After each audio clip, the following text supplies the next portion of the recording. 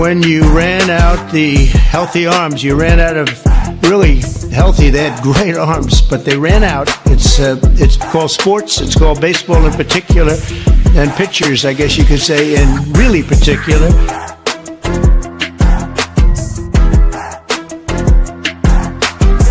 I'm standing up here bashing the living shit out of Nazis.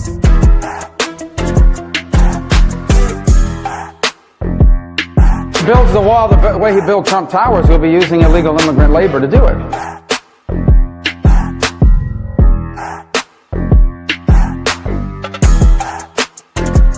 Eating the dogs, the people that came in, they're eating the cats, they're eating the pets of the people that live there.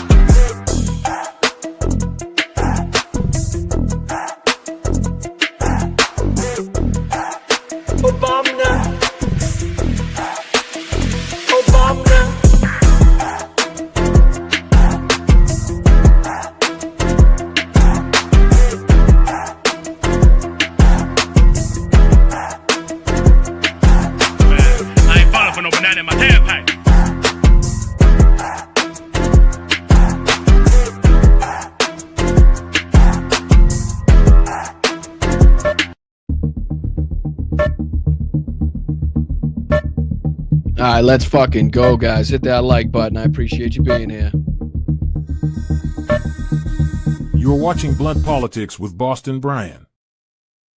And I always appreciate you for doing so. Thank you very much for joining me once again. This is Blunt Politics. I'm Boston Brian, the political podcast made to sift through the bullshit, propaganda, lies of the mainstream media, Republican Party, Donald Trump, and breaking it down for you, for me, the everyday working class individuals of this country that make this country run, as well as the immigrant community. I mean, so many different things that we have to talk about today, so many different aspects of the political craziness we could get into. Unfortunately, we'll be talking about the IDF double tap on the hospital in Gaza, horrific scenes, horrific video, another 5 journalists killed needlessly, intentionally.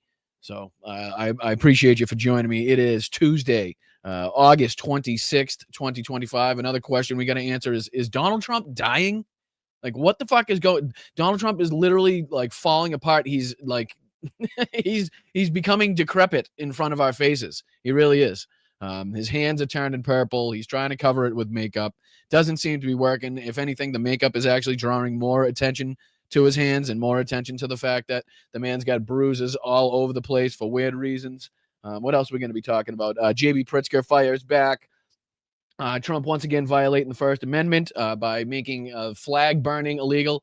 We saw a vet arrested outside of the White House for, just expressing his First Amendment right to burn the American flag. A judge blocks Abrego Garcia's deportation to Uganda.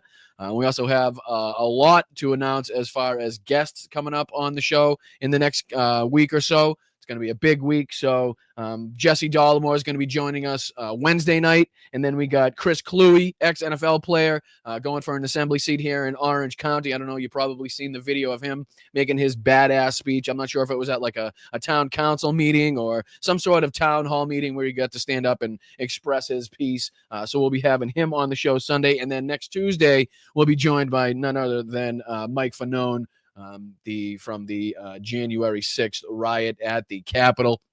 So going to be a big week. We're also in talks with Lev Parnas, trying to set something up with Lev to have a conversation with him. I think that would be a great conversation as well. So I appreciate that. It's only with the help and support of you guys and helping this channel continue to grow that we're able to, again, reach out to people like this. Sometimes you go a few months without hearing back from people, and then all of a sudden you just get a ton of responses at once, which is seemingly what happened here. So I appreciate you guys hitting the like button, subscribe to the channel. We're on our way to 13,000. I think we're like 30 something away, maybe a little less by now.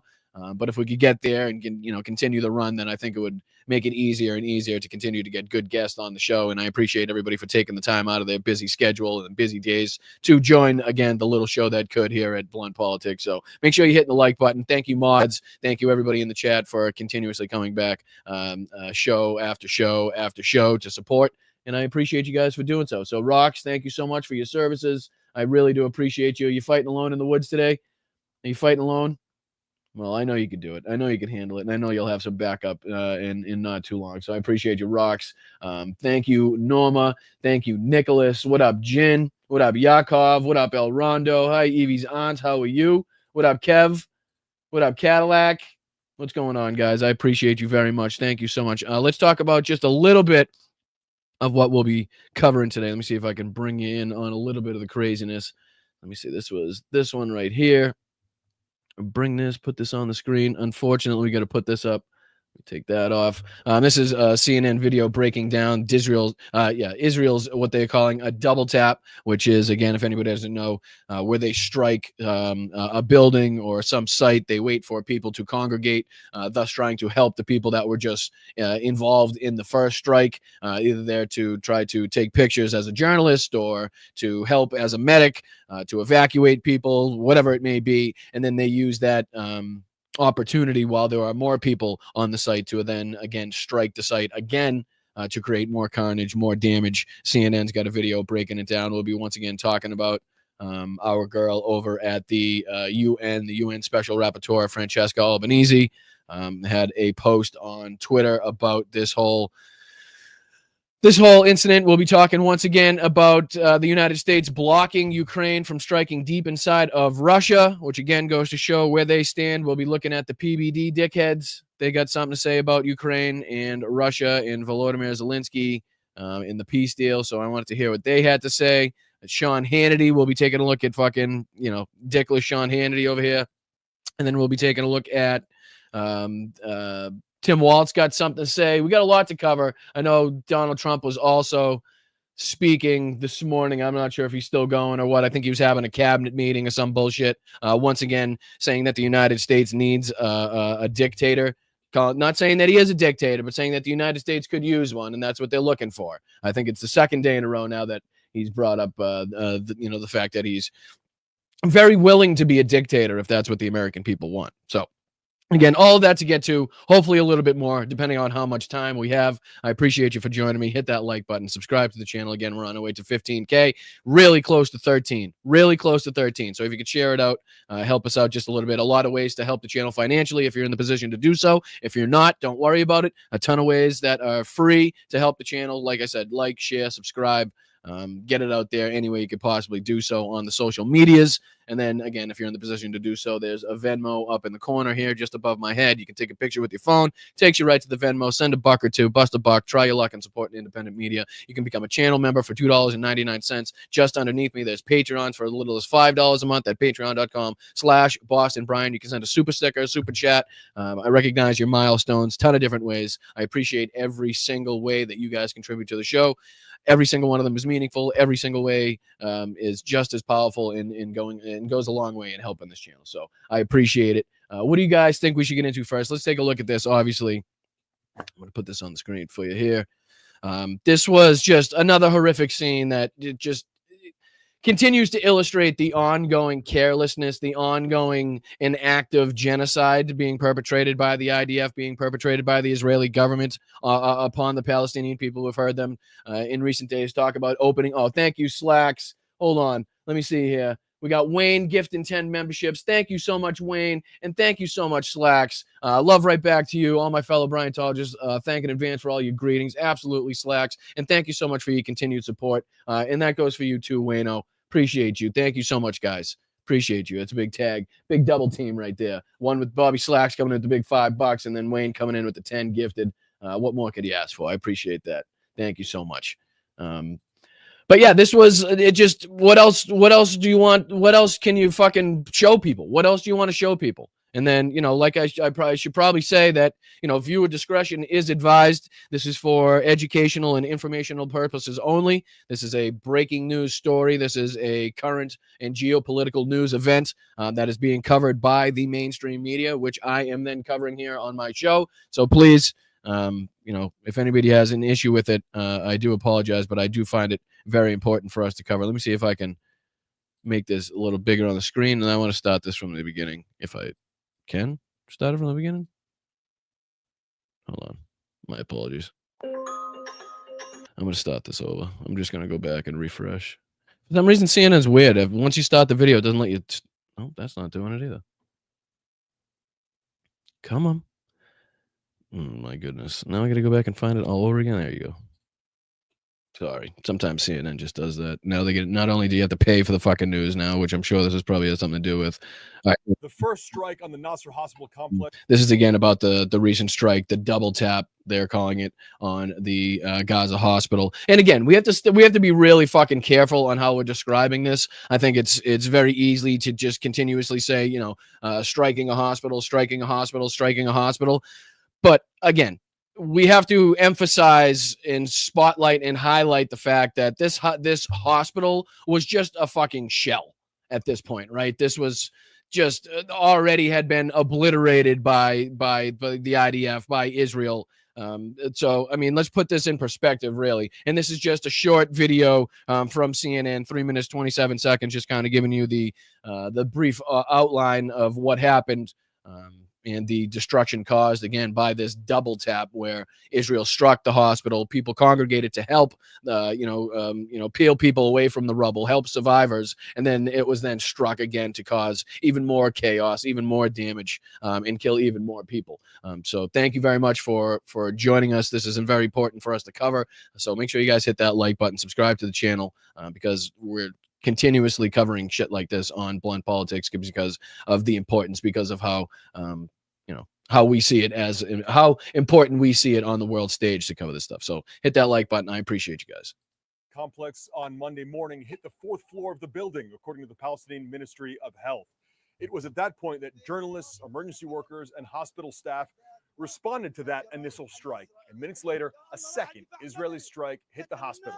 At least 20 people were killed, according to the hospital and the Ministry of Health, including 5 journalists working for international outlets. That list includes Mohammed Salameh, a cameraman for Al Jazeera, as well as Hussam al-Masri, who had worked with Reuters, Mariam Abu Daga, who CNN had profiled. So add that to the list. I think the last time it reported on this, it was something like 230 journalists had been killed in this conflict. Right? So add another 5 to the list if more hadn't been killed before that, which they probably have, considering the rate at which journalists are being killed in this conflict. So another 5, chalk them up. Clip volume is low. That's what I thought too. Why? It's CNN. It should not be low. Everything is up as high as it could possibly go. I thought it was too in my ear, so I don't think you're wrong, to tell you the truth. Let me see if I can find a different clip. Because I hate when you guys say it's low, because then you got to turn it up, and then when I talk, it's loud. So let me see if I can find kind of a comparable clip here. Yeah, this is from the BBC. At least 20 people, including... Let me see if I can put this on the screen. My apologies. I don't know why some websites are like that. Some aren't. It just makes no sense to me. So I'm going to put this on the screen like this. And this is just a BBC regarding the same incident. So let me see if this is a little better for you guys. Let me know in the chat. Thumbs up, thumbs down. If this is louder, better, worse, let me know. At least 20 people, including 5 journalists working for the international media, have been killed in 2 Israeli airstrikes in Gaza. Again, just be prepared. If they show the video, I'm not sure. I haven't seen this clip yet. So if they do show the video, just be prepared. Viewer discretion is advised. The Israeli military hit a hospital, Nasser, in the southern city of Khan Yunis. It follows an Israeli strike 2 weeks ago, which killed 6 journalists who also worked for Western news outlets outside another hospital in Gaza City. Today, after a first attack, a second strike took place as rescue crews and journalists rushed to the scene. Tonight, So basically using aid workers, rescue workers, journalists, people there to, just help people and, like I said, peel away the rubble, check for survivors. Using that like people like snipers in World War II, or people in, what snipers probably still do to this day, where they don't shoot to kill, right? They'll just shoot to injure somebody. They'll shoot them in the leg, or they'll shoot them in the shoulder, and they'll sit there and they'll keep their eye on them and wait till the medic comes over, or they'll wait till another buddy comes over, and then they'll shoot the buddy. And then they'll wait till somebody comes over and then they'll shoot that. So they continuously stack up the amount of people that they're injuring and taking off the battlefield, simply not by killing the first person, just by injuring them and waiting for people to congregate around that and then taking out the whole crew. I mean, it's a very sick tactic, especially when you think about it being used for aid workers, and it's going to be rescue workers. It's going to be any journalist that still survives in the area, that is, willing to put themselves in harm's way to take account this as evidence. It's fucking sickening. Minister And it's a very purposeful and deliberate act. This is not like fucking, oh, sorry, we hit launch and only one of the missiles went off, and then fucking 10 minutes later the other one just fucking happened to go off and we couldn't stop it type of shit. No, this was very deliberate. This is very fucking this was meant to happen this way. This was very, very calculated. Benjamin Netanyahu said Israel regretted what he described as a tragic mishap after the UN Secretary General condemned the killings. Israel doesn't allow international journalists from media organizations, including the BBC, independent. Which is a huge fucking point. Which is a huge point in this, considering we're talking about another 5 journalists from inside the area. Journalists that are fucking very, very important. Journalists that are very, very short. We're very short on journalists in the area because of not only how many have been killed, because of the risk to their lives, because of Israel not allowing international journalists in. So it has to be people in the area, living in the area, contracted by different news organizations to get the shots that they're in the area to get. So it's very important to continuously fucking highlight and stress the fact that Israel continues to not allow international journalists into Gaza, into this fucking region, to document what the fuck is going on. Access to Gaza. So this report by Lucy Williamson is from Jerusalem and contains distressing scenes. Like I said, viewer discretion advised. Just one more time, just in case you're just joining us, we're taking a look at the so-called double strike on the Gaza hospital that killed at least 20 people, including another 5 journalists, an intentional double tap, which is where the building is struck. People, Israel waited, the IDF waited for people to show up to rescue the people that may have been involved in the first strike, only to launch a second strike on the aid workers, on the people, the rescue workers, on the journalists, and everybody else that's in the area. Through the chaos and confusion at Nasser Hospital today, one pattern of this war was made clear. As patients and families rushed out after the Israeli strike, rescue workers and journalists rushed in.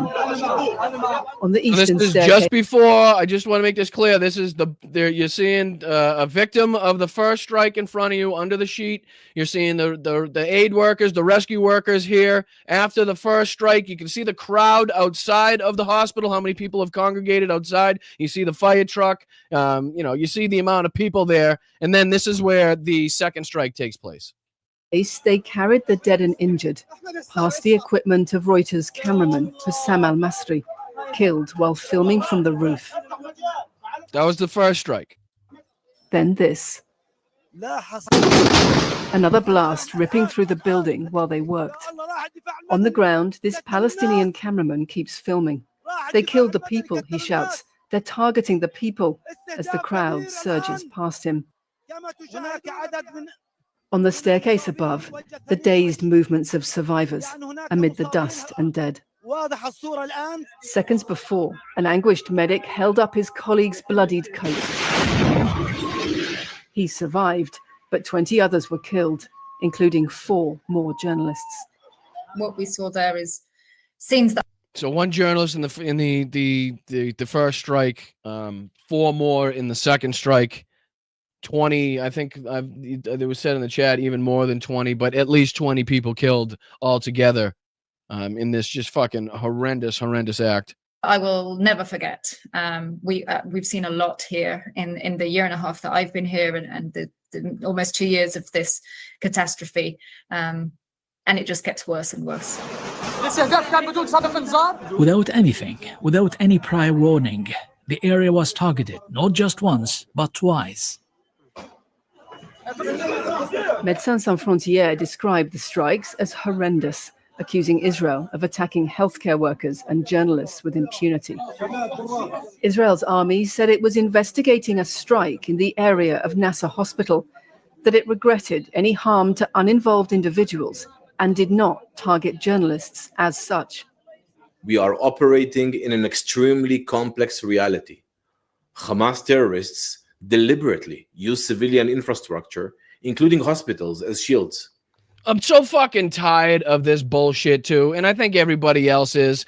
That's fucking your problem, motherfucker. Then it's your job as the most, I don't know, advanced, supposedly the most advanced fucking military force on the planet technologically, to figure out a fucking way to not fucking kill every single person in the area in order to try to get to your enemy. That is on fucking you. Right? If somebody comes and breaks into my house and fucking shoots everybody in my family and then runs back into their fucking apartment complex, I don't then have the justification to take out the entire fucking apartment complex, right? I don't, it doesn't make sense to fucking go in there and be like, well, he's hiding behind the guy just killed my entire family. Now he's in his apartment. Jesus Christ. It's unfortunate that he does that, but unfortunately we're going to have to take out the entire fucking complex now. It's unfortunate the people that are in there, but unfortunately the guy killed my family, so now I got to do what I got to do. That's on you, motherfucker.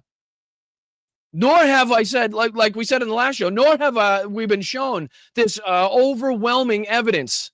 And then again, you see the footage of Gaza, and it's like, wow, damn, they must have fucking been in a lot of fucking buildings that you haven't shown us proof that they were in, because every building is fucking destroyed. Every single one of them.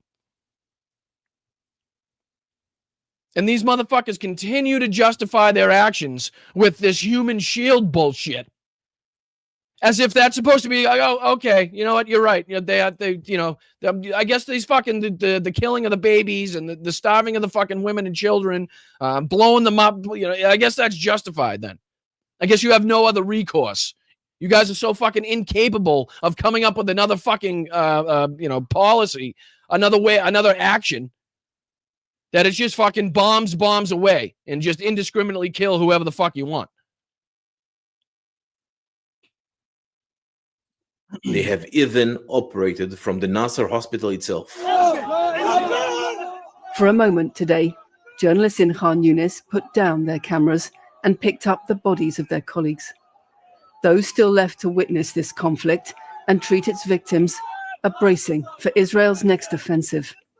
What Israel sees as defense, many others now Again, see. this is just the fucking beginning, right? This is just the beginning of the gates of hell opening up in Gaza, as said by many Israeli officials. This is just the beginning of the 60,000 reservists the IDF just called up. This is just the beginning of the fucking final solution, of the overall completion of the offensive. Make these people as weak as you possibly can before you come in and fucking really enact the final solution. As indefensible.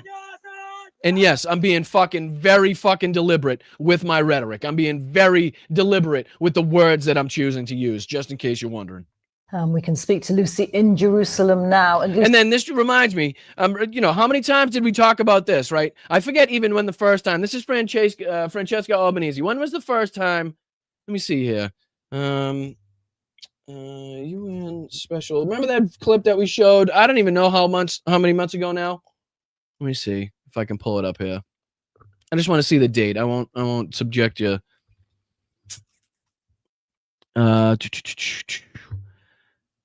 This was, oh man, was it in June? My apologies now. She's had so much. I'm trying to figure out, because I know it was months and months ago that we showed the video of her findings from the UN Special Rapporteur's report there. And I believe it was February. Is this the one in February? Either way, it was many, many, many months ago that she had called this out directly as the genocide here that it was. So, and then she goes on to say here on Twitter. Let me see if I can pull this up for you guys. I just want to make it a little bigger. I'm going to zoom in just so you can see a little better. How's that? This camera should be exhibited one day in the genocide memorial built in the memory of the innumerable victims of Israel's genocide in Gaza. Shame on all journalists not raising their voice against the massacre of their brave Palestinian colleagues while documenting the genocide. And held up on the screen, just in case you're just listening, is a photo being a photo on the screen of one of, you can assume, the journalist cameras that they were using, which is covered in dirt and blood.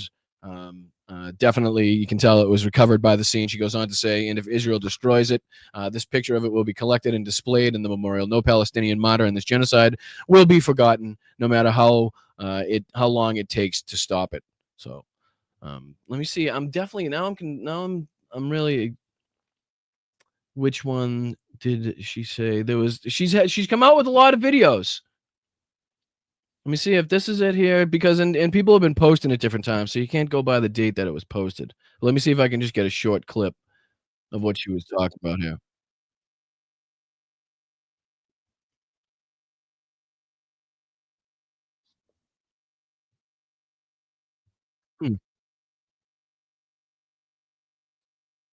Hold on. I don't think that's the one. Let me see. Let me start this from the beginning. Put this on the screen for you guys. This is just a short clip of the other type of stuff that she said here. Do you understand the performance of stupidity that we have all been part of for decades? And now it's the time to stop. If 60,000 people killed do not push us to taking seriously international obligations, then we're really, really beyond the pale. There is no possibility to stepping out of this situation other than for member states to do what the International Court of Justice demands through its ruling and through its provisional measures. Imposing an arms embargo immediately is not about asking for a ceasefire. This is not a war. This is a genocidal campaign. And it's clear. And now it's either carried out under the pretense of humanitarian food distribution. And again, this is the UN Special Rapporteur literally tasked to this region to investigate what has been going on, obviously giving access to materials that we on fucking here on the left and on the internet do not have, really. I'm sure, to come up with her findings, and she has been saying for months and months and months that this is a genocide. Somebody much more educated, much more knowledgeable on this than I am. And I will continue to listen to what she has to say, especially going by what my eyes have been showing me through the news, through the articles in the paper. Because my eyes aren't lying to me, and neither is she.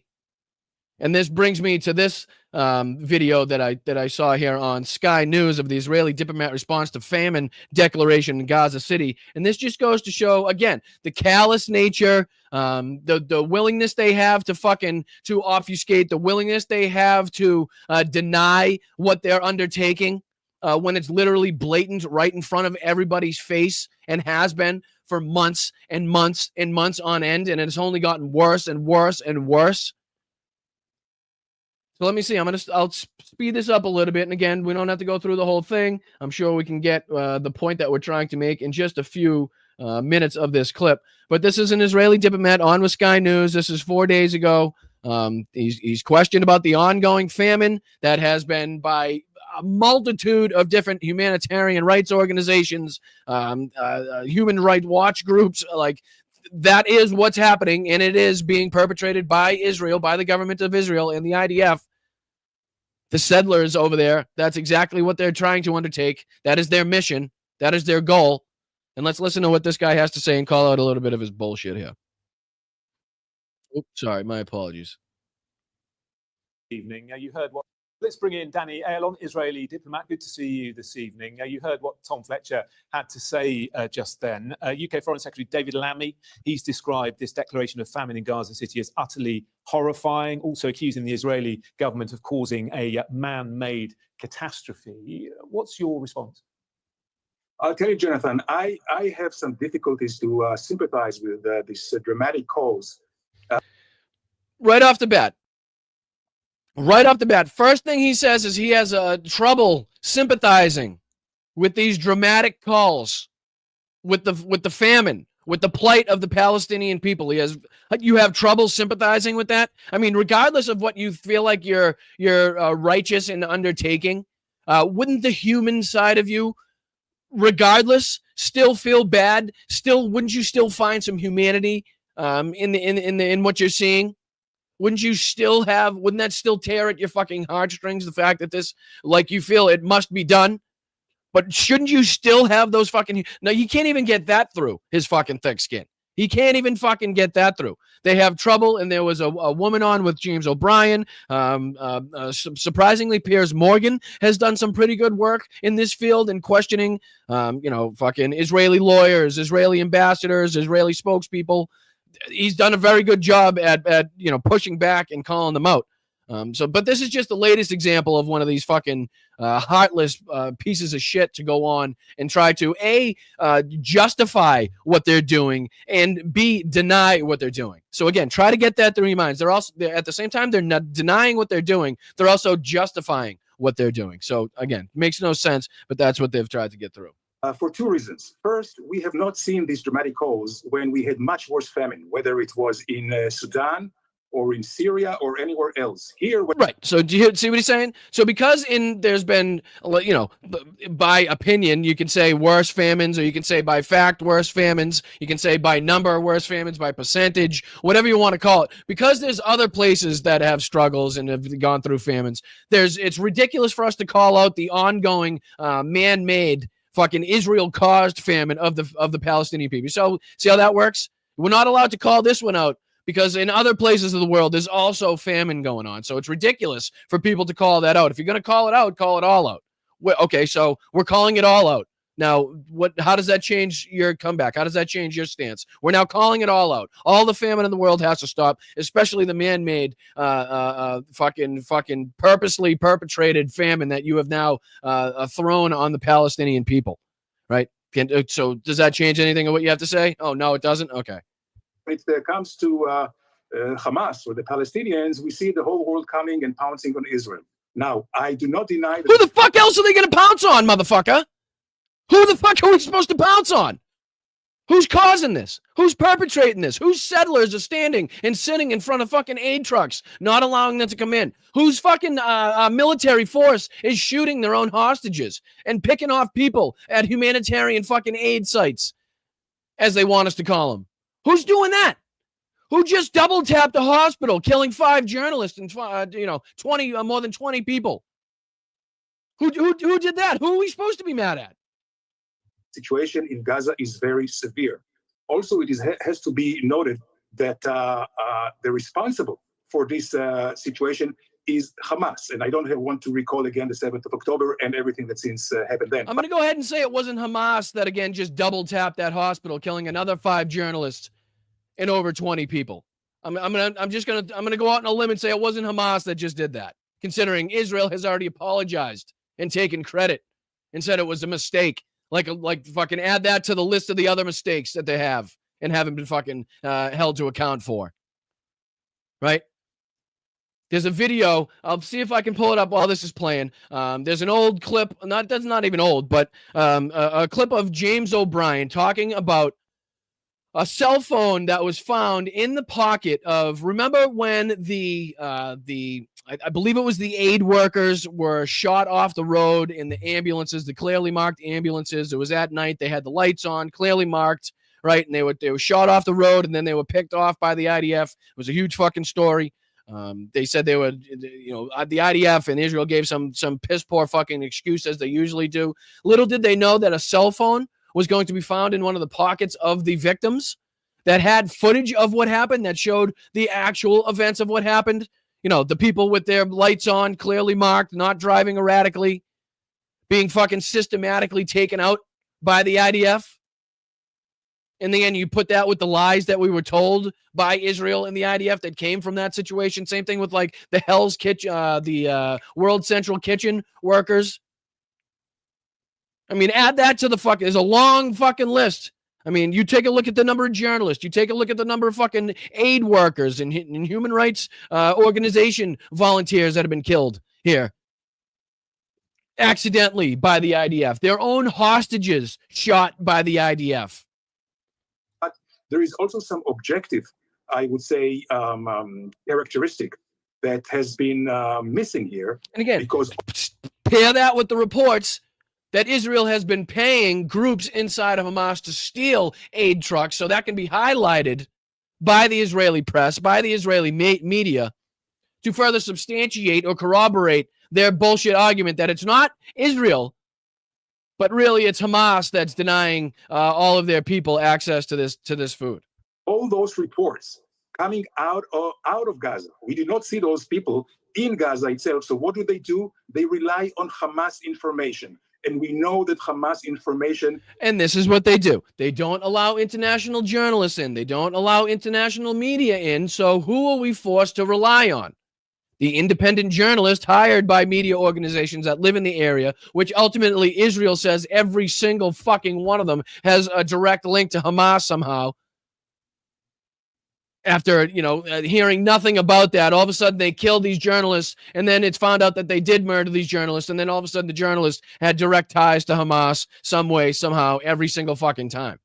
But now they say, well, how can you believe what you hear?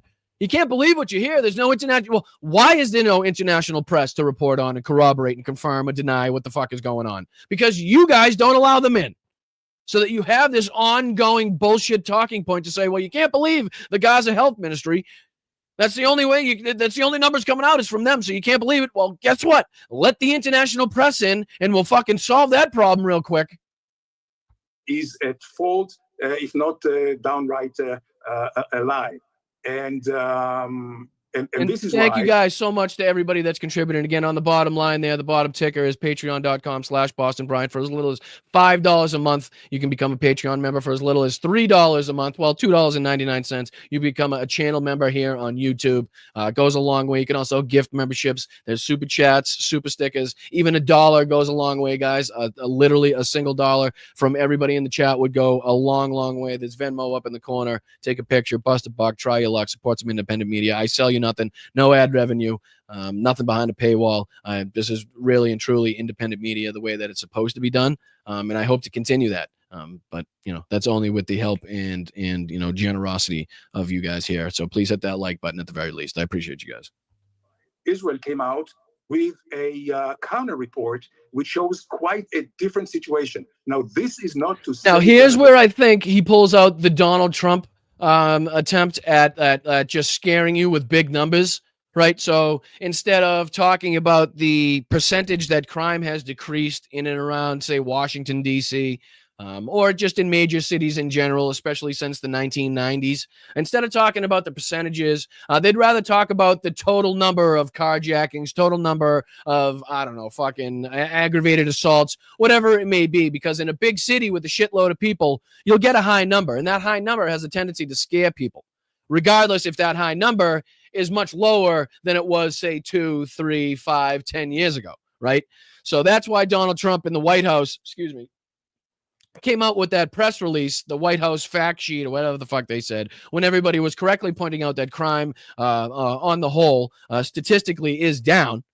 And they come out with the exact figures, again, not referencing percentages or past crime data, but rather just the total number of, again, whatever incidents they might have been trying to scare you with, hoping that the total number, looking at that, seeing several thousand, even though it's a city of several million, whatever, city we've been talking about here. Oh, thank you so much, Colleen. Let's fucking go. I didn't know about that 47 days press conference. Was even worse than yesterday. We'll see if we can take a look at a couple of the clips. Again, I won't subject you to the whole thing, but we'll see if we can maybe pull up Asen or Aaron Rupar on Twitter. I'm sure they have a bunch of the clips pointed out. But thank you so much, Colleen, for your continued support. I really appreciate that. It goes a long way in helping this channel.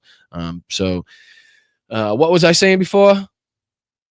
I forget. Let's get back into it. We look... scaring people with numbers. My apologies.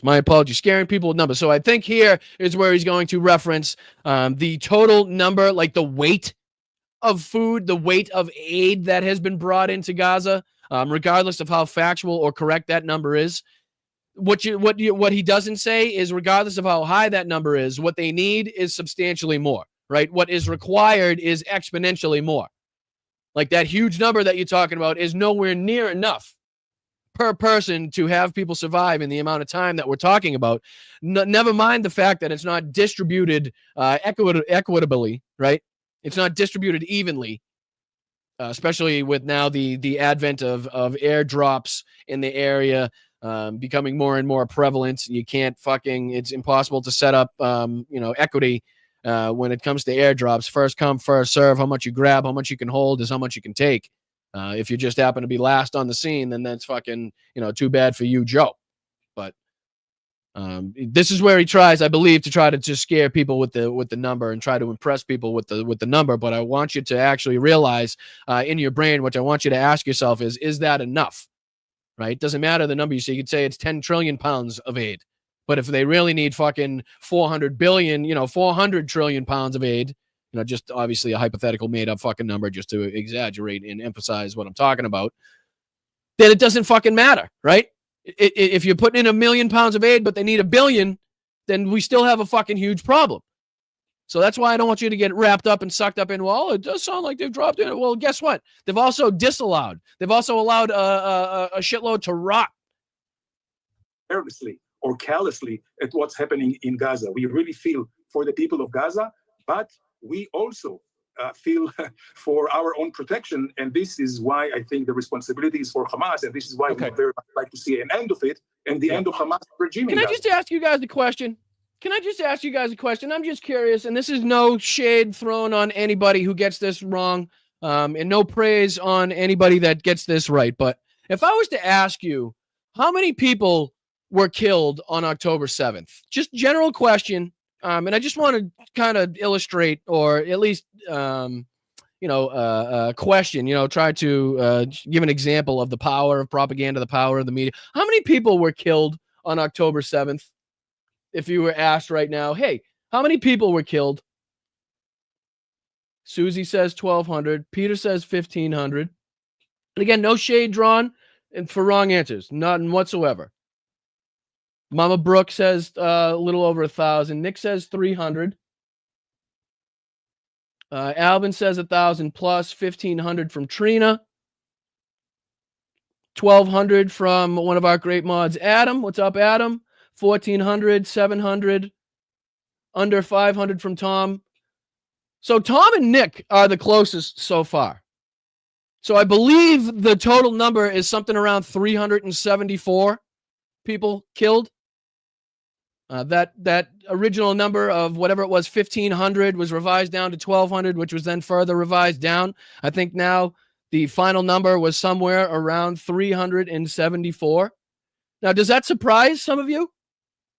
Now, I'm not throwing any shade. This is not to make any other point than the game of telephone, really, in how easy it is to believe what you've heard the first time and not hear the reprints, the corrections, right? So when the lie is printed on the front page, but the correction is printed on page 47 7 weeks later, you can tell how the effect isn't the same, right?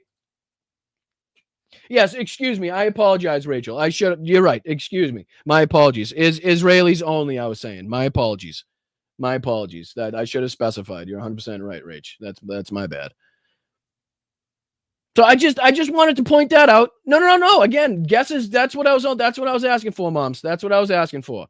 And again, no shade for wrong answers and no praise for right answers. I was just kind of curious as to what would be said, what the overall number would be said. And I had a feeling it would be the higher number. That's just kind of why I asked. So that's just, the power of again, the misreporting to begin with again, compare that to the power of corrections and how many people see that, right? You know what I mean? So I don't think that's just kind of a little example that I was trying to show. All right, let's go through the rest of this, and then how about after this we'll take a look at Donald Trump talking about fucking calling himself a dictator again, because I know you guys have been asking for a couple of the clips. So the IPC did declare a famine in Somalia in 2011, South Sudan in 2017, again in 2020, and in Sudan in 2024. So all those famines that were announced by the IPC were correct, but this announcement by the IPC that there's famine in Gaza is incorrect. Is that what you're saying? First of all, they may have declared it, but they did not make out such a cry around the world as they did now. I heard Mr. Fletcher, and he seems like it's just hell on earth, and it's not quite that. And in Somalia and Sudan, there were professional people there. They checked them. It's not the case in Gaza, where they rely on Hamas, which is a very interested party. And also, I would beg everyone to look at the pictures from Sudan and Somalia with all those babies, with blown up bellies. So we're supposed to get outraged? We now have an Israeli official trying to point us in another direction to get outraged about the same thing that's happening in Gaza right now. So he wants us to be upset about the babies being bombed and the babies with the fucking, distended stomachs in another area of the country when that's exactly what the fuck we're seeing here.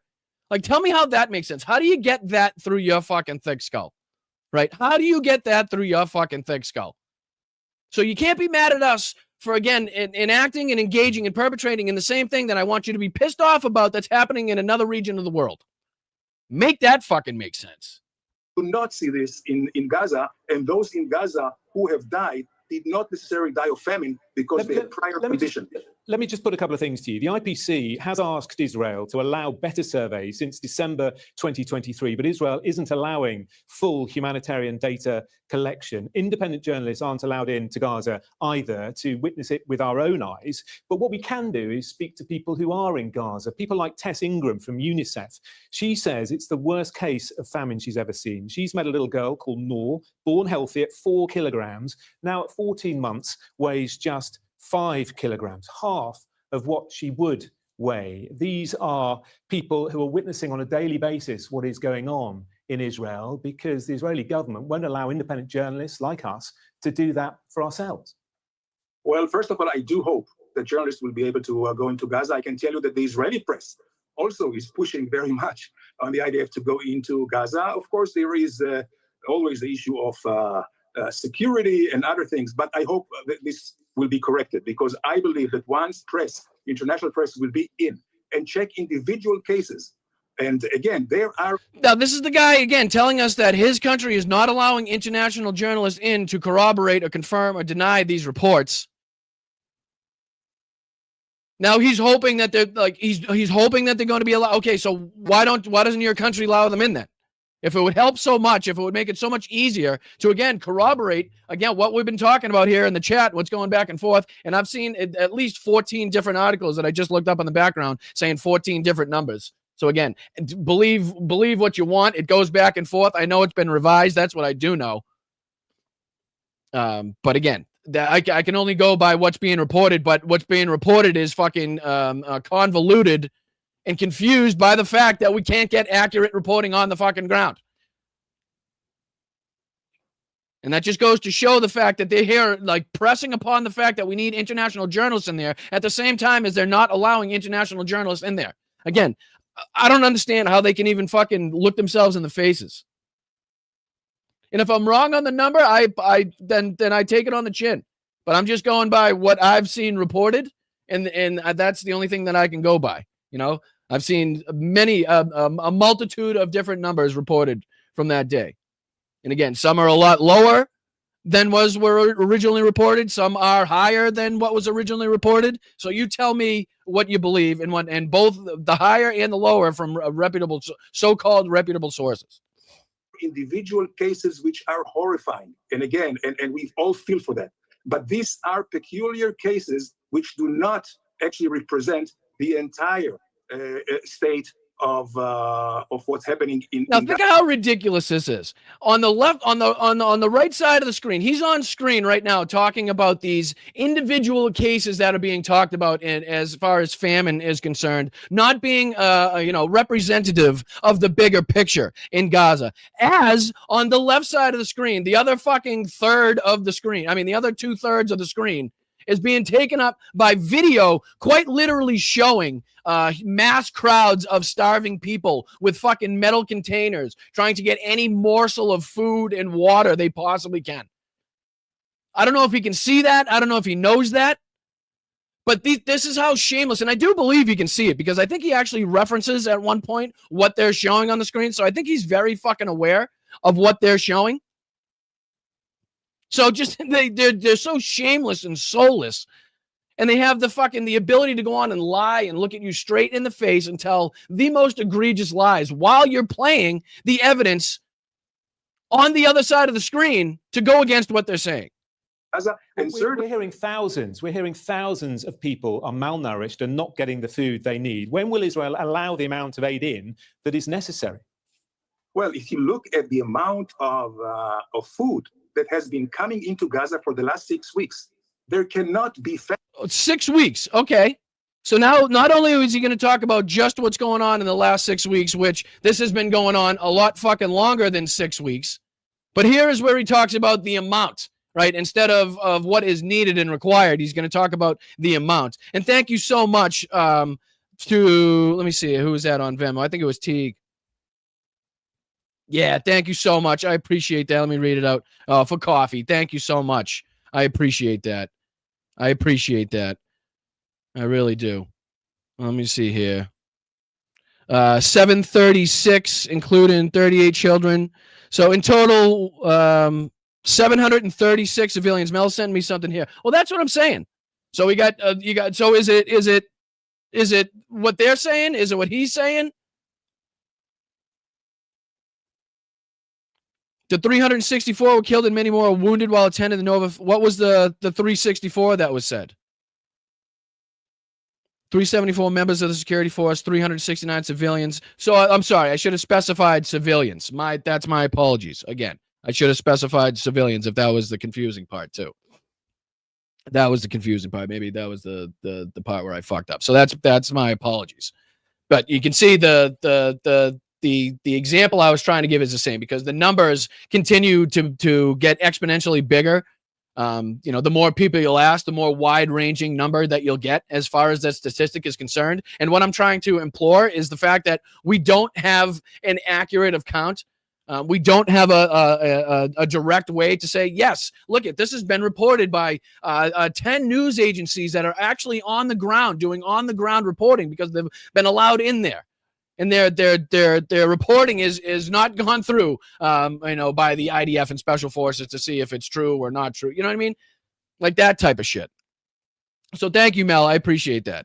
In case I was confusing people, maybe I should have specified a little more. So thank you, Rach and Mel, for correcting me everywhere I fucked up on that one. But I mean, again, I still think the example, and I still think my point rings true, is that it's very easy to be swayed again by the reporting that you hear just out in the ether that may or not be true, but because it's reported so much and repeated so much, it's then taken as fact and reported as fact, and you then base your decisions off of that being fact. You know what I mean? So again, my apologies to confuse anybody. I wasn't trying to offend again or confuse anybody, but I was just trying to make the point that I thought what the number that everybody was going to say was going to be a lot higher than what was actually what actually happened. But here we go. Because if you take all the and I have the figures, but it's too much. If you have all the calories per person that went into Gaza, it's more than 3,000 calories per capita. So I don't know how can this famine continue. 3,000 calories per capita over what, 6 weeks? And that's for the entire population for how many days? Like, you hear how he's trying to just throw out what sounds like big numbers, the amount of aid and how many calories per person per capita. Okay, so how long is that supposed to have, and was that distributed equally? Right, so did every member of the population get the same amount so that they could sustain themselves for the same amount of time? Or was it airdropped in, it was fucking raided, some was stolen, some of the people were shot by the IDF and these humanitarian aid organizations? Because we're watching on the screen here the airdrops, and I can guarantee when those packages land, wherever they may land, it's not going to be an orderly procession in order to get that food, considering the dire straits that these people are in. Unless the Hamas has an interest to show famine in Gaza and to put a pressure on Israel so they can get their objectives, which unfortunately is to destroy us. Well, Israel imposed an 11-week aid blockade on Gaza until May. Aid organizations say it's massively under-delivered aid throughout the war and still continues to do so. That is why we're in the situation we're in. Well, again, I beg to differ, because since May, as you mentioned, Jonathan, the flow of food has not been interrupted, and there is a massive flow inside. Bullshit. Multiple videos you can pull up of, again, fucking settlers sitting in front of trucks, not allowing them in. Even when the food does get in, it's set up in places that makes it almost impossible for the Palestinian people to get there. They have to walk miles and miles and miles through the most dangerous fucking parts of what's going on, only to truck all the way back, only to be shot at while they're standing in line, gassed and fucking grenaded while they're standing in line, only to have this fucking mass scene of chaos take place when the doors are fucking opened and people getting trampled. And then he's going to go on to tout the airdrops. Well, let me ask you, asshole, why is the need there for countries to undertake airdrops? Why is the need there? Why is this last resort? Why is this final fucking option that we've resorted to, the airdrops, and literally dropping minuscule amounts, minuscule percentages of fucking aid in there? Why is that? Why do we have the need for that to be undertaken? If we could just drive them in there with truck after truck after truck, day after day after day, hour after hour after hour, like they need, we'd have fucking absolutely no fucking requirement whatsoever, no need whatsoever in order to undertake costly and ineffective and unsustainable fucking airdrops. Not to mention, as you show here on your screen, there are also some airdrops, and every country that wants to join in, of course, Israel is happy to collaborate, and indeed we do. So again, nobody is. All right, I'm sick of this guy's lies. I can't take it anymore. I think everybody knows rightly the bullshit that needs to be called out with these people. Again, pointing to another area of the world that is undergoing famine, undergoing fucking whatever problems they're undergoing for whatever reasons, and telling us to look away and don't get mad at what's going on here when literally the exact same shit is happening is wild to me. Is just fucking wild to me. You know what I mean? And it's crazy to continuously hear the human shield bullshit.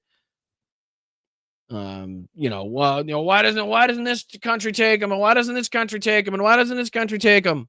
Why don't they take the Israelis if they're so fucking unhappy there, right?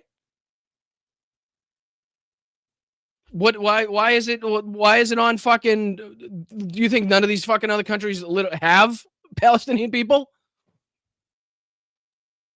Why are we not talking about the people that are killing and forcing the Palestinians out instead of ridiculing the countries around them that may or may not be taking the adequate number in that you require? So we're gonna allow the forced displacement. We're gonna allow the ethnic cleansing and the ongoing genocide, and we're gonna get mad at the surrounding countries because they didn't allow this. They didn't allow Israel to push the Palestinian people out easier.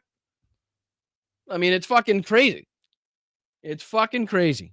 It really is. All right, let me see if I can find, what time is it? 12. We got about an hour left. Let me see if I can find a couple clips of Trump's fucking moronic speech this morning. I caught a little bit of it, not too much. But let me see. Asen's usually got a couple fucking clips here. Asen's usually got a couple clips. Let me see. I'll go to the beginning. You can always tell by how many clips he's got at how crazy it was. Hair, makeup, Rubio. Let's see here. So that looks like it was the beginning there. Let's see here. The most meaningful labor day of my life as someone with 4 jobs, says Marco Rubio. Let's see here. Anything that stands out? Anybody murders something in the capital punishment? Oh, here's Trump calling for capital punishment on top of his authoritarian takeover of blue cities. Let me just see if we can hear what he said here. It'll be a crime-free city. By the way, speaking of that, anybody murders something in the capital punishment. Capital punishment. If somebody kills... I'm sorry. Did he say in the capital? Wait a minute. Speaking of that, anybody murders something in the capital punishment. Capital punishment. If somebody kills somebody in the capital, Washington, D.C., we're going to be seeking the death penalty. If somebody kills somebody in the Capitol, like why is that a thing? Isn't that only a thing when you sick your fucking supporters on the Capitol? Like, aren't you guys the ones responsible for fucking killing police officers, right? Aren't you responsible for the death of Ashley Babbitt? Isn't that your people? Didn't you just pardon a bunch of motherfuckers that were, storming around the Capitol, causing violence, beating people up, bear spraying people, macing people, knives, guns? Weren't those the guys that you pardoned? Now all of a sudden you're fucking Donnie Tough Guy here? And that's a very strong preventative. And everybody that's heard it agrees with it. It'll be a crime-free city. Jesus Christ. He's not looking great either, people. I was going to show you this, too. Remember when I said, is Donald Trump dying? Check this out. What is going on here, folks? And again, the makeup is just making it worse. The makeup just draws more attention to this whole thing. Can I zoom in? Is there a possibility to zoom in? Let me see. I mean, what is happening here, folks, right? Do you think, this is the unmakeup version, right? This is the non-makeup version. Let me see if I can share this instead here. Right, so this is the non-makeup version here. But what is that from shots? Is he just old and brittle and hit his hand on something a bunch of times over? Or is he getting injections every single day, multiple times a day? Does he actually think that the fucking makeup? Does he actually think that the makeup is working? Like, what is going on here? What's going on? Is this guy going to make it? Is he going to make it? We'll see. We'll see what ends up being reported on this. There's a lot of speculation. I'm not a doctor, right? Could be a multitude of different things. Again, I'm not here to speculate, but I am here to point out that it is signs of things, and typically things that are not good. Right? Typically not a good sign of just random bruising throughout the body, especially at his age, especially with his fucking health regimen or lack thereof. And again, the use of the makeup to try to cover that up is again just making things 10 times worse. It makes it 10 times more obvious. You can see in the picture just above my head here where he's trying to kind of like, they either forgot to put the makeup on or they didn't do it right, or he was told to, hey, can you kind of cover that spot on your hand if you try? And then there was a time during the meeting where he forgot and he took his hands away, and that's when you get to see the horribly bruised. That's a pretty bad fucking bruise. That's a big bruise. That's the entire back of that guy's hand. I understand a pin, you got a needle, a pin prick. I've seen and had them myself, and I understand as you get older, your skin becomes more brittle, you're more easily bruised, probably tends to have more effect and last longer. But it's speculation that everybody's now undertaken. Now even the I think it was the let me see here. The I've had it ladies. The I've had it ladies. We're talking about it here. Let me see. They had one, share this tab instead. They had their video was called Trump Nearing Death as His Health Completely Breaks Down, ?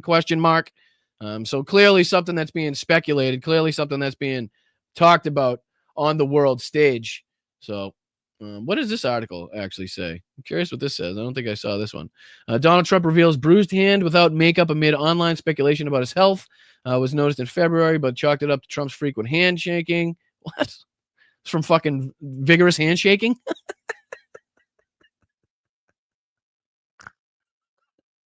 Do they shake the back of his hand? Who's fucking doing that? Donald Trump's hand bruise is visible for the first time at the month attempt of the live breakdown. I just want to see if they say anything. Maybe they had a doctor on and give some sort of. However, for the Monday, South Korean President Lee, spanning a large portion of his back right hand, was plain to see later on Monday times the executive orders during which he mostly shielded his right hand from view, keeping it under the desk or beneath his left hand. Yet when he's speaking about Americans' progress in outer space, holding up in orders, Trump's hand gestures often a clear look at the dark purple area. Trump shakes hands with his concealed. So let me ask you a question. If that's how people shake hands with him, right? Can somebody explain to me Can somebody explain to me how it's then from fucking shaking hands? Let me see if I can go. Let me see if I can go over on this one. How is this from shaking hands? Literally, the only place that the man's hand or anybody's hand that's shaking hands with Donald Trump doesn't fucking hit is the area that's bruised. So I'm gonna say not from shaking hands vigorously. That's just my amateur opinion on that one.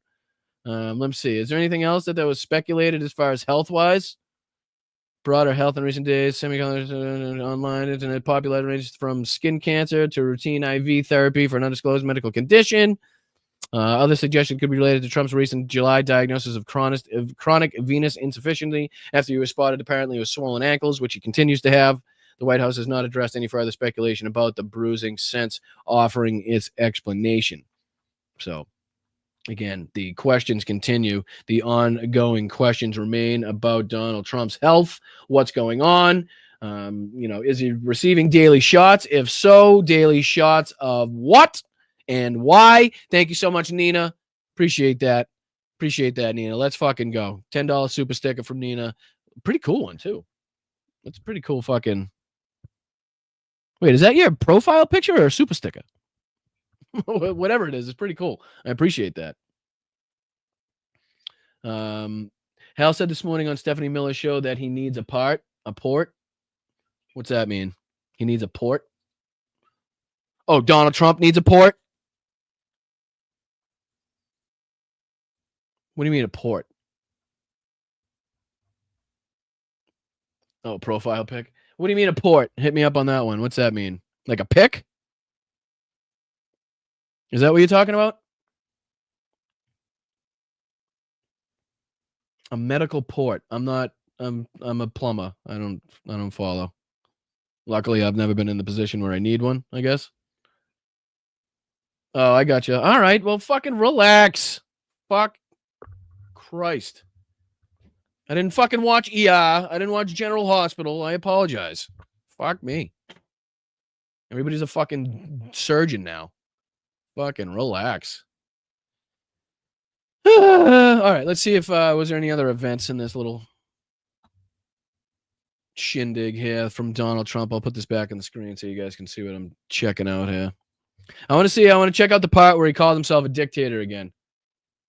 I want to see. I only heard it mentioned. I didn't actually see what he had to say. Oh, and again, I don't know if you mentioned if we've said it yet, but did you hear Donald Trump's allowing 600,000 Chinese students to come study in our country? He's kicking out everybody else from Harvard, Yale, wherever any other college. They're disallowing people to come in, but 600,000 Chinese students again from somebody we're supposed to consider an enemy, right? And maybe not a great thing to. I don't know. I guess I have no problem with it as long as they have absolutely no affiliation with the Chinese fucking Communist Party, with the state regime or anything like that. But I guess MAGA might have a problem with this. I mean, how are you going to go on? And I think Laura Loomer actually tweeted something like, hey, we're deporting 1,000 people a day, which I think is even on the high side for what they're doing. How does it make sense to import, I think is what she says, or she might use another word, 600,000 Chinese students to study here? Right. So as they're trying to implement mass deportations to stop mass immigration, they're going to mass import again 600,000 Chinese immigrants, 1,000 immigrant students. This is him, Donald Trump, talking about it right here. Let me see what he says. This fucking guy. And again, MAGA seems like they're a little more willing to call out some of his shit now. You know, just a little bit more willing. On a serious note, Mr. President, in May, Secretary Rubio said that they were aggressively removing visas of Chinese students. Yesterday, you said you wanted to allow 600,000 Chinese students to study in the United States. Could you and the Secretary clarify what is the policy on Chinese students in the United States? So I was right. The fucking all that now is right. So I just call it a pick line. That's how I know it. I've never heard it called it a port. So I apologize. We were all on the same page. Just to let everybody know, put your fucking britches back on. We're all on the same page. Well, we think we're getting along very well with China. And I'm getting along very well with President Xi. I think it's very insulting to say students can't come here because they'll go out and they'll start building schools and they'll be able to. Now, can we pair that up with what Donald Trump has said about, I don't know, the students that a school like Harvard uses to fill their fucking roles? Does that make any sense? So we're not allowing Ivy League colleges, again, to fulfill their roles with students from out of the country. But at the same time, Donald Trump is going to appease Xi Jinping by allowing 600,000 Chinese students to come study here. And again, I don't know what the circumstances. I don't know where these 600,000 are coming from. I haven't read or seen the details on it. But again, I would just think that MAGA, this whole anti-immigration, anti-China, China's the enemy, we got to beat China, America first thing, would kind of, I don't know, this would kind of stand in the way of some of that a little bit. Let me see if I can find, I'll open up a different page here. Let me see if I can find where Laura Loomer actually tweeted about it, because I thought I saw something. I thought I glanced by something that she said that kind of went against Donald Trump here. Laura, let me say, and I'm sorry to subject it to anything that this lady has to say, but it's funny when they call out each other. I kind of have to give it the chef's kiss that it is. Let me see here. She tweets a lot, so give me a second. All right, scrolling back.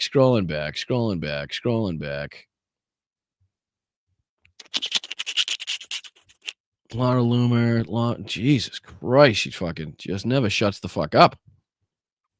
State Department, nope, that's not it. Nope, that's not it. Oh, here's where she starts on it. I'll put this on the screen. This is where she starts on it. I'll zoom in a little bit. So she says, remember when China viciously attacked and mocked Trump for one of their state media accounts when he said he won the 2020 election? They mock integrity because they're communists. Why would we want more of them here? I can't think of a single good reason. She goes on to say, we have the recipes. I'm assuming she means receipts. But again, not very bright, that Laura Loomer, so I'm going to give her a break on this one. Maybe she does mean recipes, because she probably can't cook either, even though she belongs her ass to stay right there in their kitchen.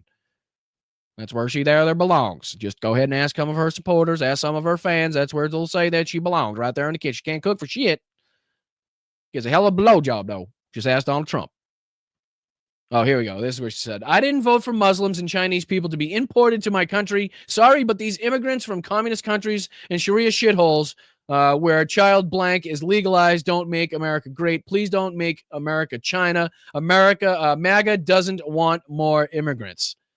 Right? And again, fuck Laura Loomer, everything she stands for, everything she says.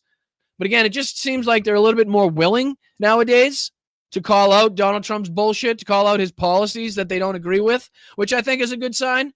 It just goes to show that the cracks continue to form, the cracks continue to grow inside of MAGA. Donald Trump's grip, his grip, not only reality, but the 30% that he had this fucking stronghold on for so long is fucking slowly but surely waning, slowly but surely, with that bruise that's growing on his hand, his grip is becoming ever weaker and weaker and weaker. But let's see if we can find the spot here where he talks about himself as the dictator. That's where he talks about the Chinese students again. We are against crime, yada, yada, yada. Jesus Christ, people calling for him to get the Peace Prize, here we go. Trump on being a dictator. Let's see what he has to say. And apparently this is the second day in a row. I went yesterday being Donald Trump free. Didn't see anything that the fucking guy said. It was a glorious day, actually, if you think about it, not having to see this man's fucking mug at all. But I didn't hear what he had to say. But apparently this is now day 2 of bringing up the fact that apparently the United States wants a dictator, and he's more than happy to oblige. Terms, and will be the big subject of the next election. Think of it. They are, instead of saying Trump's right about crime, it's really bad in Chicago. You have a guy in Illinois, the governor of Illinois, saying that crime has been much better in Chicago recently, and Trump is a dictator. And most people say, if you call him a dictator, that if he stops crime, he can be whatever he wants. I'm not a dictator, by the way, but he can be whatever he wants. Now, just throwing this out there, ladies and gentlemen, how hard do you think it would have been for, I don't know, say Bush, Clinton, Obama, Biden, to literally just unleash the military, right, on our country. Just fucking set the National Guard out on all the cities. Fucking deploy Marines and the Army on the fucking southern border. Just fucking totally lock down this place, the Washington, D.C., but all these places. How hard do you think it would have been for them to, bring down crime, right? Like, how hard do you think it would have been for them to do what Donald Trump is doing right now? Right? Like, any moron could get in there and say, okay, unleash the National Guard, unleash armored personnel carriers, and fucking, slap a gun on their hips, have them go out there and start terrorizing people, line them all up at the southern border. Now, are we giving up our way of life? Are we giving up our freedom and our fucking, our democratized society in order to do it? Absolutely. But I guess that's one way it could be done.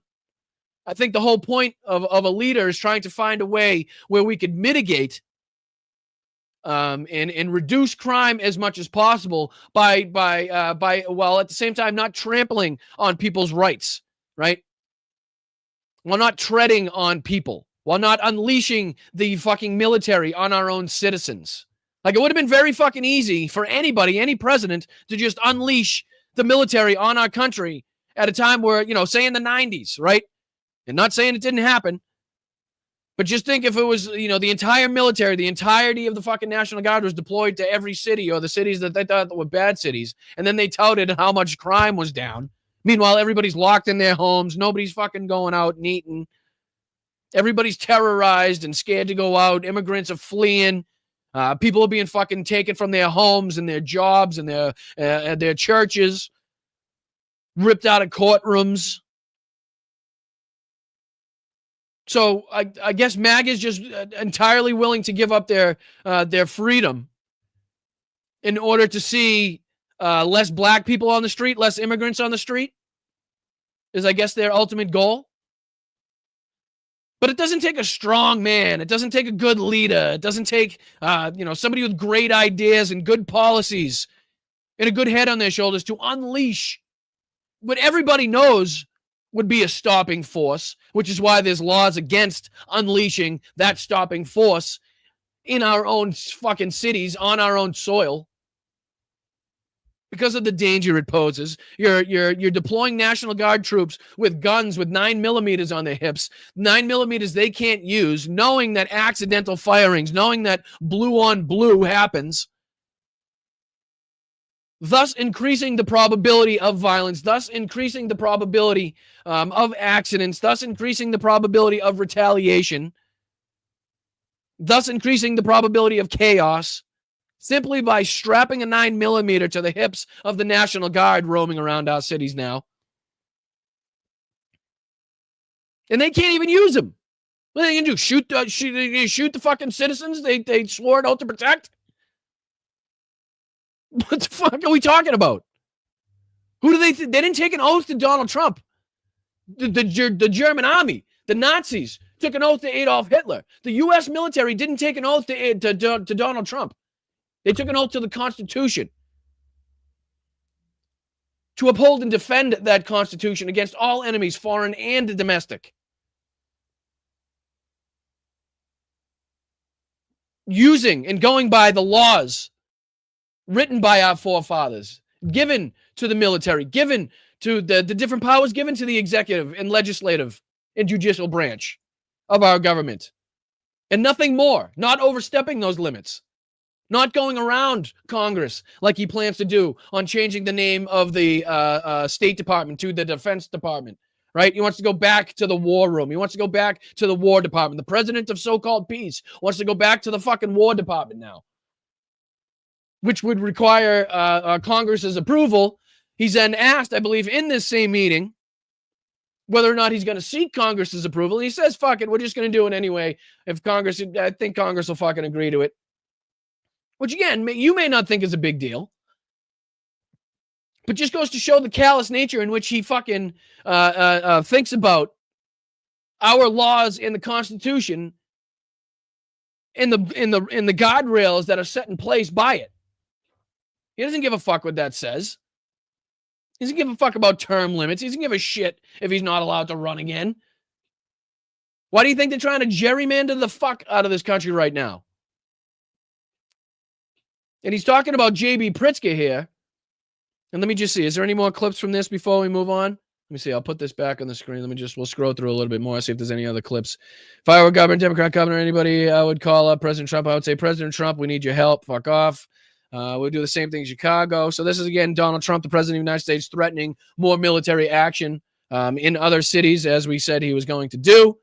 Here he is talking about how he wants to stay longer than 30 days. The initial proposal, the initial phase here was a 30-day phase. Anything longer than that, he would have to declare a national emergency, which I believe he intends to do, which would then give him even more powers. Apparently that's it. But he was talking about J.B. Pritzker there, right?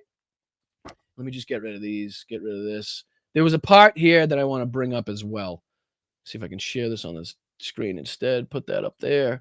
And I'm just going to rewind this just a touch, because there was a question. This is when he's being questioned, and I just want to see if I got this at the right part. If not, we'll skip it because it's not worth me trying to find. But let me just see if I got this at the right part here. The trigger to him is a very minor event, and I'm sure he's done it before. So how did you, and you did refuse to give it, which would probably, maybe somebody would say that was not the right decision, right? But you refused, but I understand that. So, and then he hit you real hard. Yes. It's really amazing. To stand here to share my story today.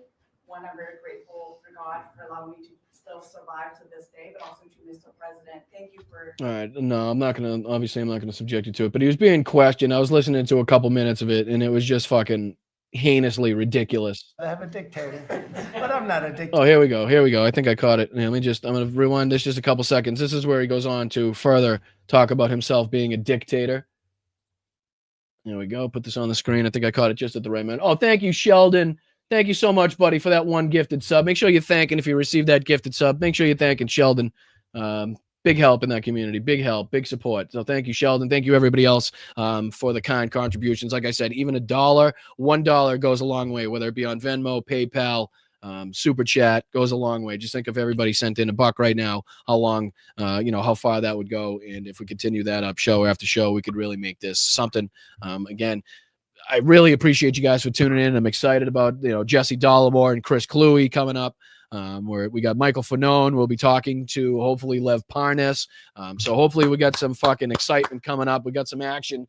And hopefully we'll be growing this channel and people will be paying more attention and we can get this shit really, really flowing heading into midterms. But here's Donald Trump talking about himself as a dictator once again. This gentleman, I never met him before. Sir, you're doing a great job. You're doing an unbelievable job. Thank you very much. But then he goes on television and says, oh, Trump is a dictator. He's a dictator. And a lot of people are so the line is that I'm a dictator, but I stop crime. So a lot of people say, if that's the case, I'd rather have a dictator. But I'm not a dictator. I just know how to stop crime. And you would think that Illinois would have such a problem with crime, such a bad. It's like saying, you know what? I'm gonna save this building from burning down. What I'm gonna do is I'm gonna fucking knock down the building. I'm going to take a wrecking ball to it, knock down the whole fucking building. That way it won't burn down. Yep. Nope. Stopped it from burning down. Stopped it from burning down, folks. Yes, it's ruined, and I wrecked the whole entire fucking thing, and a couple people died, unfortunately, and now probably won't even be able to rebuild on that site anymore. But good thing, folks. Good thing. I told you it wouldn't burn down. Governor, he should be calling me, and he should be saying, could you send over the troops, please? It's out. All right, fuck off, buddy. Fuck off. Can't take him anymore. All right, let's see if we can move on from that asshole. We talked about this one. We did this one. What else do we have to get through? There's a couple clips here. So why don't we dive into again? I think I brought this up a couple shows ago. But I don't think we got a chance to kind of dive too deep into it. This is the Pentagon has blocked Ukraine from striking deep inside Russia. Wall Street Journal says move is part of Trump's administration's effort to get Putin into peace talks. So again, pressuring the victim, pressuring the country that has been and continues to be attacked day after day after day in order to get Vladimir Putin to agree, in order to get Vladimir Putin to come to the table. which is just fucking completely asinine. I'll go on to read. U.S. defense officials have blocked Ukraine from using U.S.-supplied long-range missiles to strike targets inside Russia since late spring as part of Trump's administration effort to Vladimir Putin to engage in peace talks, according to a report on Saturday. The Wall Street Journal reports that the Pentagon has blocked Ukraine from using U.S.-made Army tactical missile systems or ATACMS. Two U.S. officials told the outlet that on at least one occasion, Ukraine had sought to use ATACMS against the target, but was denied under review mechanism developed by Elbridge Colby, the Pentagon's undersecretary for policy. That governs how U.S. long-range weapons or those provided by U.S. European allies that rely on American intelligence and components can be used. The review process also applies to Britain's Storm Shadow cruise missile because it depends on U.S. targeted data. According to U.S. officials and a British official, the journal said the review system reportedly gives the U.S. Defense Secretary Pete Hegseth approval over the use of ATACMS, which have a range of nearly 190 miles, 305 kilometers. Ukraine has previously given authority by Biden administration to use the missile system against targets inside Russia in November against North Korean troops after they entered the war there. So, again, another example of this administration tying Ukraine's hands behind its back, or at least one of them, making it more difficult for them to strike the bases that are responsible for launching, at least partly responsible for launching some of the drone attacks, the missile attacks, air attacks that Russia is increasingly engaged in. I also wanted to show this because that leads me into these assholes here, which is a pretty big douchebag and his buddies talking about the part of this says J.D. Vance. So I don't know if you guys saw J.D. Vance sat down with Kristen Welker the same day. I don't know if it was recorded the same day, but the same day that Sergei Lavrov did. I know we talked about this last show, but I didn't get to play this because we ran out of time, but this is J.D. Vance says Putin not at all misleading Trump and Ukraine's talks. Full interview here. Of course, we didn't get into this, but this is Peanut Butter Dickheads, as Hal calls him. I like to call him Pretty Big Douchebag podcast, as he talks about here in his buddies. Let me see what they have to say on this little fucking doodad. So it says J.D. Vance talks about Russia's concessions and Ukraine's peace deal. Take it away there. Let's see. We get the Wheel of Death. Is it going to play? Here we go. Play. Political article. It's titled that way. Trump administration to vet illegal immigrant applicants for anti-Americanism and anti-Semitism. Retirement age should be 58. Oh, I have such a strong... Crying out loud every time. Sorry, you went back to the beginning. My apologies. Here we go.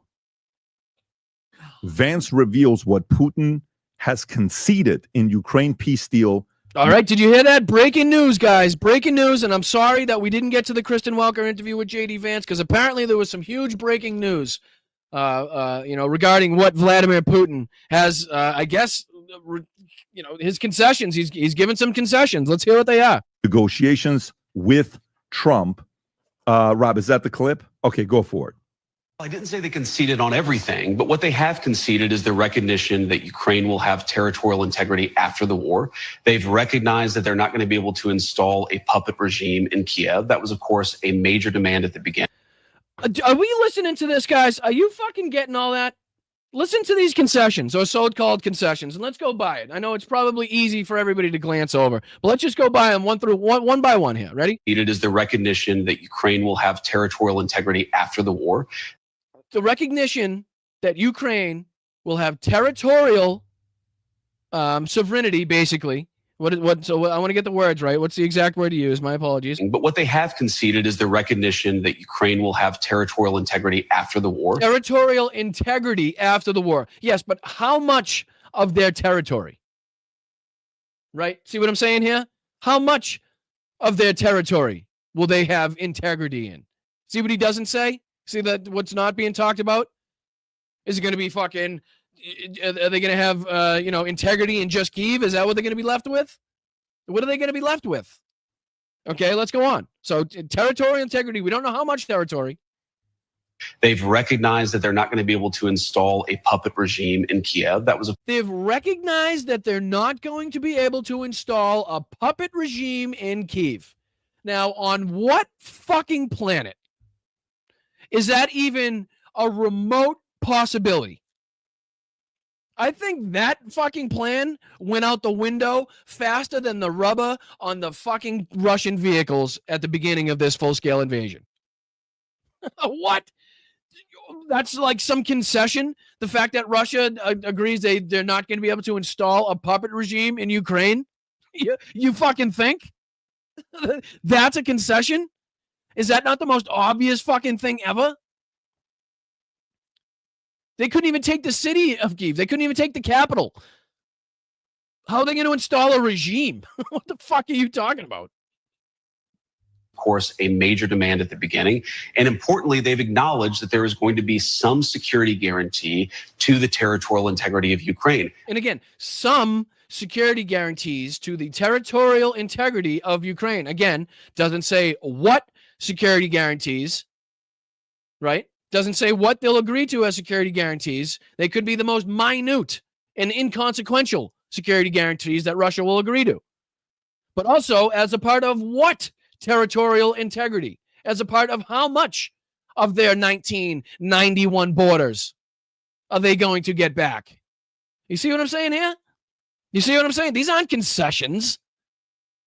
These aren't, this is like me saying, oh, yep, you know what? You're right. I concede. I won't beat up Mike Tyson. You're right. You're right. I concede. I won't do it. I won't do it. It's like, what the fuck are you talking about? I don't think he needs a concession from you. I think he'd be more than happy to step to the plate in that fucking regard. These aren't concessions. These are J.D. Vance's attempts and Donald Trump's regime's attempts to give some favorability on the world stage to Vladimir Putin, to kind of give him a little fucking, pat on the ass. To be like, here, we're kind of giving you some praise that is unwarranted. Can you give us anything? So already agreeing to give up, already agreeing not to go back to the 91 borders, already agreeing to not allow Ukraine into NATO membership, right? Not agreeing, not being forceful and specific as to what security guarantees the United States requires or will require Russia to agree to. Not forceful in demanding the immediate ceasefire and removal of all soldiers from the territorial fucking soil of Ukraine. Stopping Ukraine from using ATACMS, allowing the use of ATACMS in order to strike targets deep inside of Russia, even though the Ukrainians do have obviously their own ability to do so, as we saw in Operation Spiderweb. But again, who knows how much of that data, who knows how much of that information came from U.S. satellites or U.S. intelligence agencies, or maybe at this moment wouldn't have allowed Ukraine to undertake such a mission using that data. Right? So again, tying the hands behind Ukraine's back while praising Vladimir Putin for doing absolutely fucking nothing at the most pivotal and consequential time that we've had so far in this war, as far as peace talks and negotiations go, where we should be absolutely and unequivocally demanding the full-scale removal of every Russian troop from Ukraine, the full-scale surrender, right? The all-out surrender from Russia and removal of their troops from Ukraine. The return of the 20,000 plus children that was stolen, kidnapped, and fucking trafficked on the black market. And the return of their territorial fucking land to Ukraine. The 91 borders. Shouldn't be that fucking hard. And it's very easy to see what side these people fall on. Again, have they made every concession? Of course they haven't. Should they have started the war? Those are zero concessions. Of course they haven't, but we're making progress, Chris. Wait. Should they have started the war? What did he say? Of course they haven't. Should they have started the war? Of course they haven't, but we're making... Should they have started the war? Of course they haven't. Okay. Making progress, Kristen. And what I admire about the president in this moment is he's not asking 3.5 years ago. He's not, trying to focus on every nitpicky detail of how this thing started 3.5 years ago. He's trying to focus on the nitpicky details of... Is that why he continues to call it Joe Biden's war? He's not really nitpicky on the fucking details of what happened 2, 3, 4 years ago, is he? That's why he continues to call it Joe Biden's war, which is a fucking ridiculous thing. Now, of what do the parties disagree on? What do they agree on? And how do you build a foundation from one side of that ledger to the other so you can stop the killing? Tom. Well, I love JD Vance, and there's a part of this where he absolutely toasted her. What was the thing we saw? Sorry, this is the old ball bag on the panel here, Tom. This is the old grouchy, grumpy, fucking crotchety fuck. Where Is this it, Rob? if you were a fifth grader could understand it, right? Yep. Where exactly is the pressure on Russia to do anything if you're not right now imposing new sanctions? How do you get them to a place of getting to the table with Zelensky and stopping to drop bombs? But Kristen, I think that question betrays a fundamental misunderstanding of where we are. The president has applied aggressive economic leverage. For example, the secondary aggressive economic leverage. Okay, what is that aggressive economic leverage? Tariffs on India to try to make it harder. Those secondary tariffs on India went in place, what, a week or two ago? What the fuck are you talking about? So you're talking about something that was implemented, what, a week or two ago? Correct me if I'm wrong. When did that go in place? I get so mixed up now because he's given Russia so many fucking breaks and so many pauses and so many deadlines. I think it was only a couple weeks ago that he actually came out and was talking about the implementation of the secondary tariffs on India from the oil that they get from Russia, right? So that's what you're claiming as this. You've been in your second term has been much longer than that since those have been implemented, and the drone attacks and missile strikes have only doubled, if not tripled, since you guys have taken office. You said you were going to end the war in 24 hours since after being elected. That was fucking utter bullshit. Vladimir Putin's done nothing but to smile in your face and kick you in the ass as you're walking away, to make you look like an absolute fool, as Donald Trump's brought up time and time again. And yet you continue to laud him and give him praise for giving concessions that aren't fucking concessions. And then talk about this like financial burden that's been placed upon Vladimir Putin by Donald Trump because of secondary tariffs that were put on a couple weeks ago. For the Russians to get rich from their oil economy. He's tried to make it clear that Russia can be reinvited into the world economy if they stop the killing, but they're going to continue to be isolated if they don't stop the killing. The president. What the fuck? So that's not a punishment. A, they've been removed for some time and they seem quite comfortable with being isolated and removed from that. B, why the fuck would we want to give them the ability to profit and engage with the rest of the world market after what they've perpetrated? Stopping the killing now doesn't erase the war crimes they've already committed. Stopping the killing now doesn't erase, again, the 20,000 plus Ukrainian children that were stolen, kidnapped, ripped from their fucking homes, shipped back to Russia, had their names changed, their identities changed, fucking trafficked on the black market in Russia. That doesn't fucking stop. That doesn't change. They still need to be held accountable. So it isn't like, okay, you stop today and we'll let you back in all of these fucking, world markets and we'll give you the ability to profit off of this and that, and mineral oil here, and take whatever you want from the occupied territories. You want some of Alaska? Hey, take some fucking Alaska while you're at it. That's not how this works. That is not stopping a dictator. That is not putting in the minds of other dictators around the world the fact that they shouldn't undertake the same fucking things, because they're going to be rewarded by the United States in the end if they can make it last so long. Has applied more economic pressure to the Russians to stop this war than Biden did in 3 years. That is the most fucking ridiculous thing I have ever heard in my life. And if Kristen Welker doesn't push back on that, it's just an added reason as to why she doesn't deserve to be in the position that she holds. And she's a shit journalist, a shit reporter. She sucks at it. She sucks at it.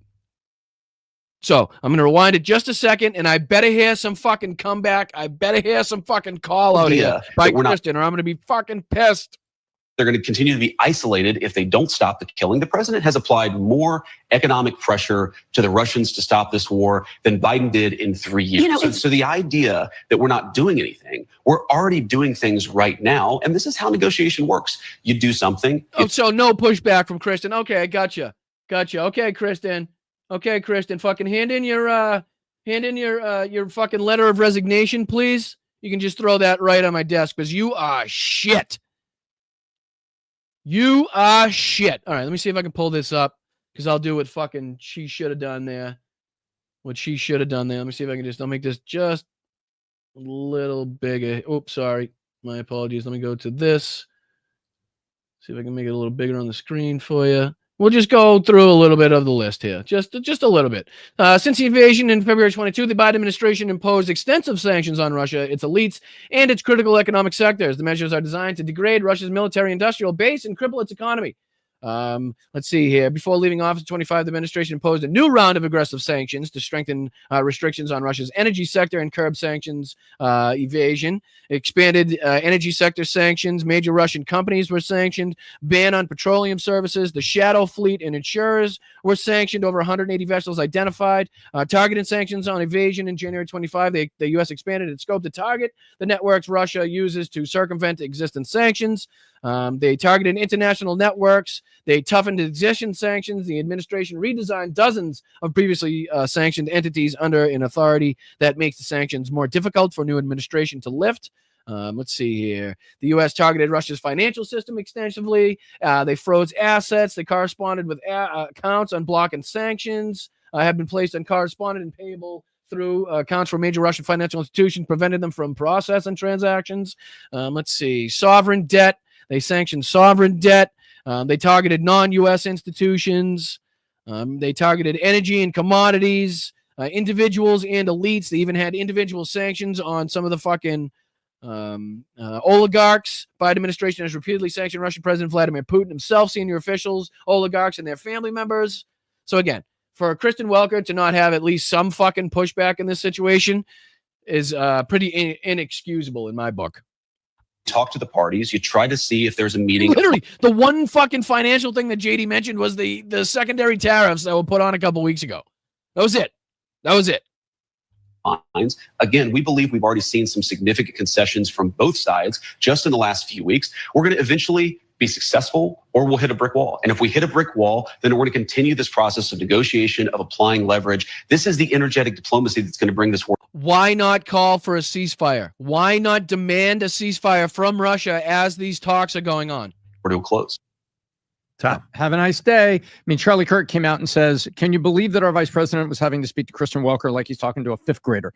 And I agree with that sentiment. Relax, says the guy whose head looks like a fucking a 5-year-old's birthday balloon shaped in the head of fucking Hey Arnold. So relax there, Chucky Kirk.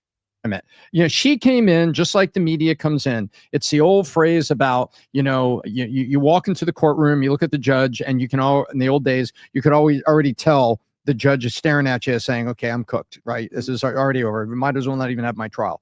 And so you have Kristen Welker coming in with the angle, oh, you're so wrong. You could be doing sanctions, doing that. Look at it. All they care about is Trump being wrong. They don't care about the people of Ukraine. They don't care about ending the war. All they care about is Trump being wrong. Number one. What I just don't understand this fucking aspect. I don't understand this line of argument. I don't understand this rhetoric of this comeback, right? So in what way is us arguing for a war to end, us trying to prove Donald Trump wrong, as opposed for calling for the war to end? But, through justified means in which Ukraine retains and gets back anything anything taken from them illegally, right? Against the international laws and rules of war. So I don't understand where, Donald Trump proves himself wrong time and time again through his own words. He doesn't need me to do it. You heard him say, you old crotchety fuck. You heard him say that he was going to end this war in 24 hours. It would be the easiest thing. All he's got to do is sit down with Vladimir Putin, sit down with Volodymyr Zelensky, and fucking bing, bang, boom, 24 hours, this thing's going to be done. I don't even need to get in office first. Just got to be elected. It's not even inaugurated. I just mean fucking elected. What happened with that? Huh? Scroogey? What happened with that? So clearly he's proved himself wrong on that one. He said he can control Vladimir Putin. He proved himself wrong on that one. He said that Vladimir Putin would be willing to engage in peace talks and stop the war because of his respect that he had for Donald Trump. That's turned out to be fucking inaccurate. He said he could stop the killing. The killing has only increased. So I don't need to prove him wrong. He's done a very good job of that himself. And number two, they've also got this. It's kind of funny. You have to look at it with sober eyes, Pat, and realize that the Dems have become the party of war, and the liberal side has become the party of war. And to me, it's like they're not listening to rational Says the guy defending the president who wants to rename the State Department the fucking War Department, right? Fucking circumventing Congress. The guy that has literally engaged in more strikes in the 8 months that he's been in office than Joe Biden did in his entirety of his 4 years as president. And then this is the guy you're going to be touting as like the peace president here? I mean, other places in that interview, it was a longer interview, J.D. Vance pointed out, he says, Kristen, at the end of World War I, it ended with a negotiation. At the end of World War II, it ended with a negotiation. All except there was a whole Potsdam. Yeah, guess what? Do you know what Germany looked like at the end of World War II? You stupid motherfucker. Do you know what Germany looked like at the end of World War II? Do you know what Japan looked like at the end of World War II? Do you know what Europe on the whole looked like at the end of World War II?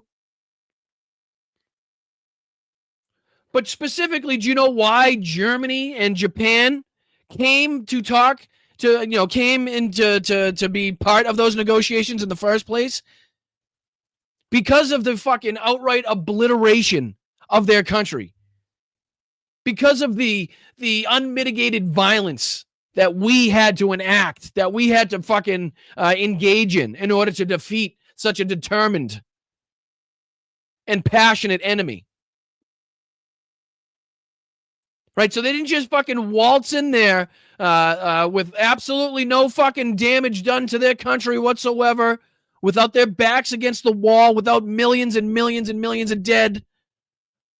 They didn't just waltz into those peace talks. They were fucking forced into those peace talks.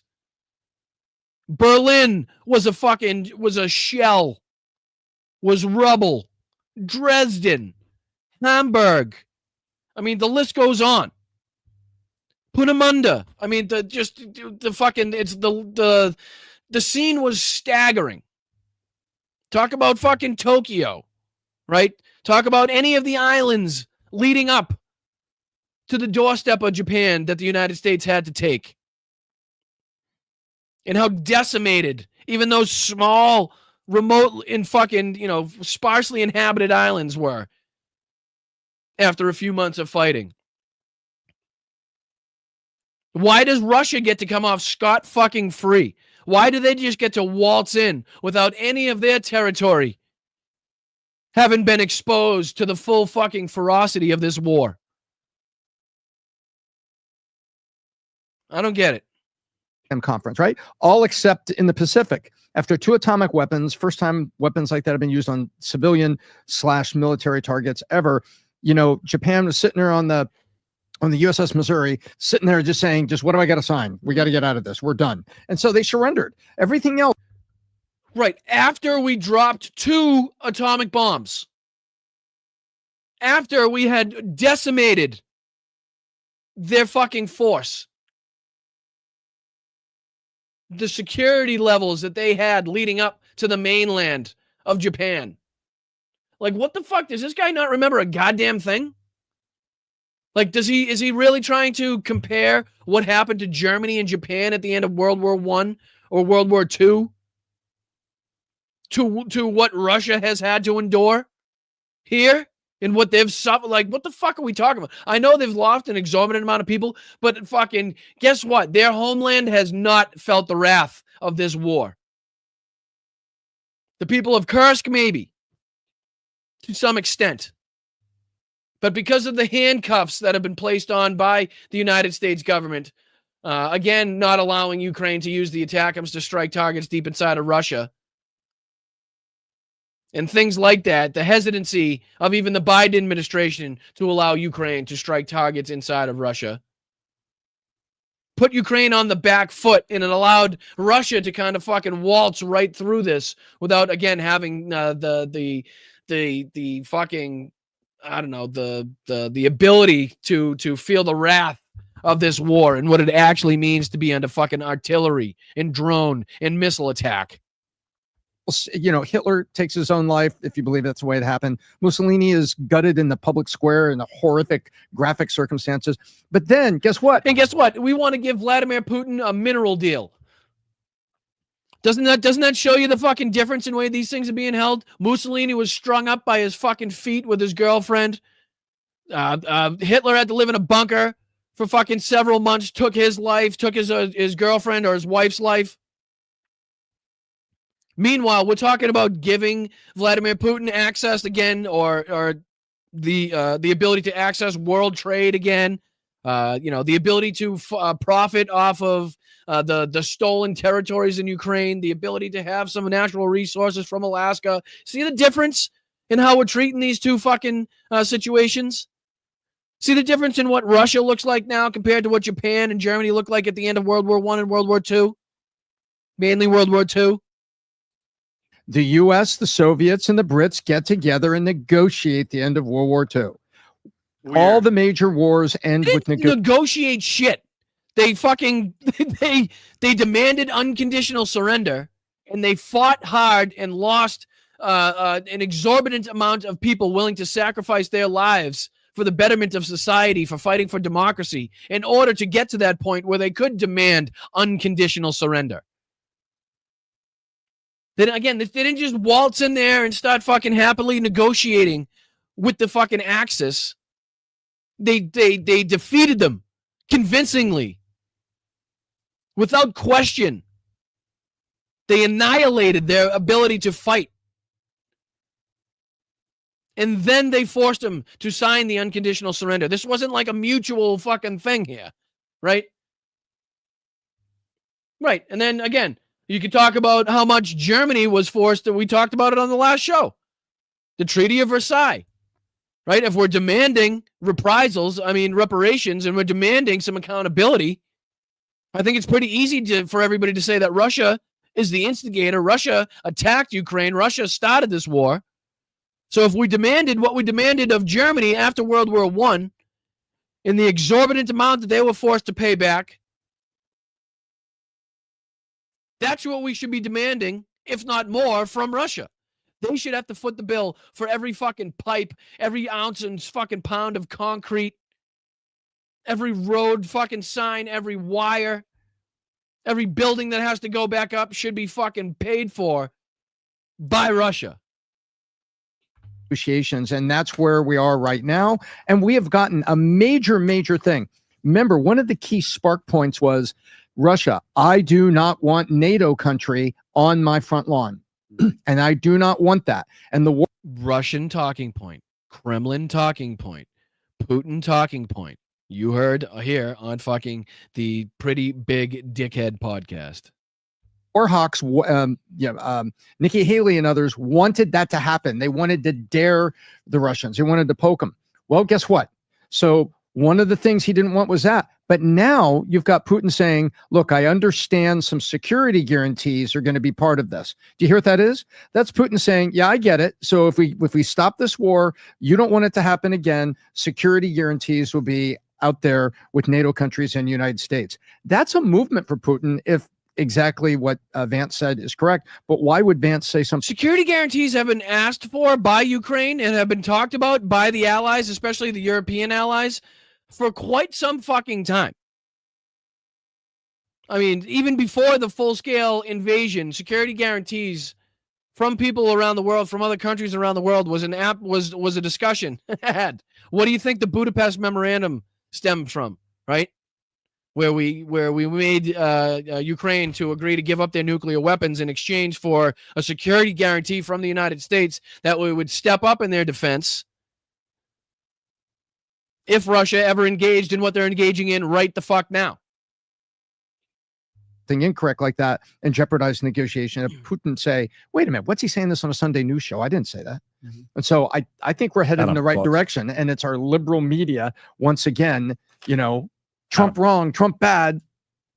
So our friend Kristen Welker interviewed not only J.D. Vance, but also Sergei Lavrov. And if you don't know who that guy is, he's been Putin's spokesman for decades now. This guy is classically trained KGB. Like he's running circles around anyone who interviews him. And he kind of gives this like air of diplomacy. But when you're not looking, this guy will rip your heart out in an instant. He is the guy that Putin trusts the most. So he and JD Vance were on Meet the Press this past Sunday, obviously not on together. Here's what I took away from Sergei Lavrov's interview. Russia's not ending this war anytime soon. We had this conversation. We're a week, 10 days past Putin flying in and doing the whole B2. All the praise heaped upon Vladimir Putin, all of the fucking praise by Donald Trump and fucking, the crotchety douchebag that just spoke there, giving praise on all the concessions. JD Vance talking about concessions. And it takes this guy 1 second to come on and be like, yeah, I heard Lavrov talk, and doesn't seem like Russia's anywhere near ready to end this war. It doesn't seem like they're fucking even close. Bomber thing, and there's been zero ceasefire since. I said there was a 99% chance that no deal would be reached anytime soon. People looked at me like I was crazy. Nothing's been done. If anything, as soon as the meeting was done, Russia went on attacking Ukraine. This war continues to go on. Not just that. Donald Trump stopped calling for a ceasefire and went into the meeting again saying that there would be severe consequences for Russia if a ceasefire deal wasn't agreed to at that Alaska summit. Came out of that summit again, no longer calling for a ceasefire. Not that he wasn't going to punish Russia severely, as he said he would, but he's just not even going to call for a ceasefire anymore. There's no reason for it. Let the fighting continue as we talk in the back rooms. It's pretty easy to see that he hasn't been effective in these negotiations, and it's pretty easy to see that Russia has absolutely no. They just have no fucking. They're not going to engage in this, in the conversations with Volodymyr Zelensky. They're not going to stop this war. You can hear him here. He actually brings it up where he knows if they stop this war, if they agree to a ceasefire, they stop. There will be security guarantees that will have to be put in place. So that just gives Vladimir Putin even more reason not to end this, right? Even more reason to continue this, which makes it. Which extends the talk about security guarantees, which just extends everything without actually coming to a resolution. I believe the Russians that Ukraine is just part of Russia. That's that U.S. is trying to be a mediator here, and we'll see what happens. But they want to install a Putin puppet in Ukraine, and we'll see what happens with Zelensky. As far as JD Vance, just a little quick take. JD Vance is basically the straight Pete Buttigieg. I like JD Vance. I would vote for JD Vance. I think he's logical. I think he's pragmatic. I think he's sharp. I think he's a great vice president. But if it comes time for him to run in 2028, as Stephen A. Did you just call him gay? He doesn't move us. There's not a lot of oomph there. There's not a lot of je ne sais quoi. He don't resonate with the people. So we'll see what happens with Us JD. is like he doesn't move who? The black people, the like minorities, the black Jewish people with people? swag. Exactly. Exactly. People who need to be resonated. Exactly. Well, thank you for that. The whites, like Tom, would vote for him, but people with swag, I don't know if they're going to vote for JD Vance. So he is the straight Pete. We're I don't gonna see know what what that happens book is there. about. We can go back and forth on certain things, but on the racial stuff, man, that you just piss me off when you do that. Okay. Oh, a little beef here. A little beef. Does Vinny chime in and say anything? I think they play a little clip here from Lavrov. Let's see this little clip they play from Lavrov. Really going to have an agenda, presidential agenda. So that's Not a an big agenda. if. There's no meeting planned, Mr. Foreign Minister. That's a big if. what he said. You're He saying gets there's no meeting planned right now. Christian, I am awfully sorry. You're not listening. There is no meeting planned, and I'm not challenging this. But Again, this is Lavrov on with Kristen Welker speaking about this so-called meeting that Donald Trump supposedly is setting up between Vladimir Putin and Volodymyr Zelensky that we knew was never going to take place. Here's Sergei Lavrov making that very evident that not only is it not scheduled, but there are several ways in which Russia expects this whole thing to go in order for there to be any remote possibility. And again, Russia's just going to make it impossible. They're going to make the hoops too small to jump through. Then they make them too numerous to jump through. They're going to do everything possible in order to extend this war, in order to not have this meeting, in order to not agree to security guarantees. It's pretty fucking evident at this point. I don't know how much more evidence that we need. This is why you see Donald Trump trying to pressure Ukraine, trying to pressure Volodymyr Zelensky as opposed to pressuring Putin, because he knows he's not getting one over on Putin. He knows he's being completely outworked and outmatched by Sergei Lavrov. And he thinks that his best route, his best plan for getting the Nobel Peace Prize is putting all the pressure on Ukraine, the people that, again, continuously attacked on a nightly basis. Our allies that we required to give up their nuclear weapons in exchange for for our security guarantee to help them in this exact fucking moment. Let's see here. What else do we got? I'm going to take him off the screen so you don't have to look at his fucking ugly mug anymore. We got about, oh shit, I'm out of time already? How the fuck did that happen?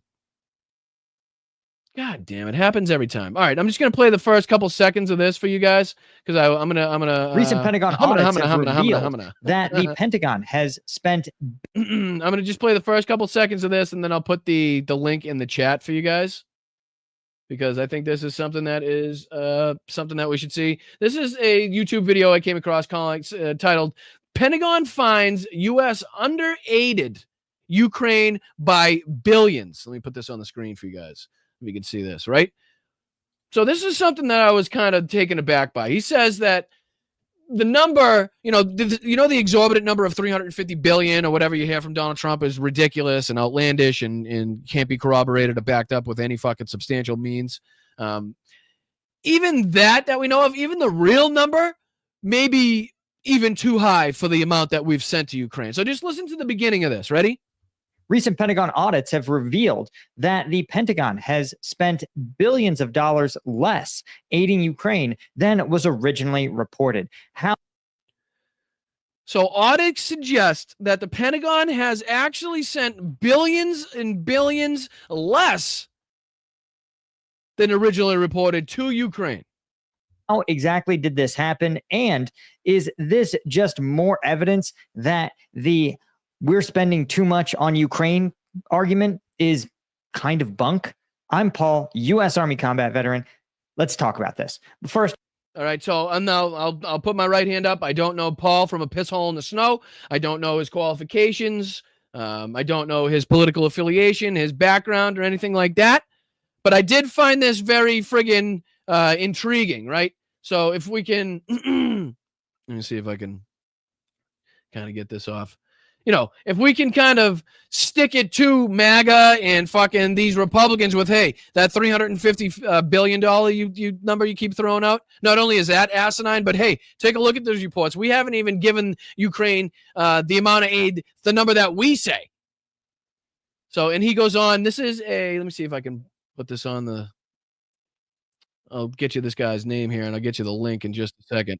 So the channel is Combat Veteran News, got 453,000 subscribers. Forgive me, I'm not familiar with. And again, the title of it is Pentagon Finds U.S. Under-Aided Ukraine by Billions. Let's see here. Doesn't really give any more in the description of it. But here, let me put the copy. How do I copy there we go. Copy, paste, and I'll put this in the chat so you guys can.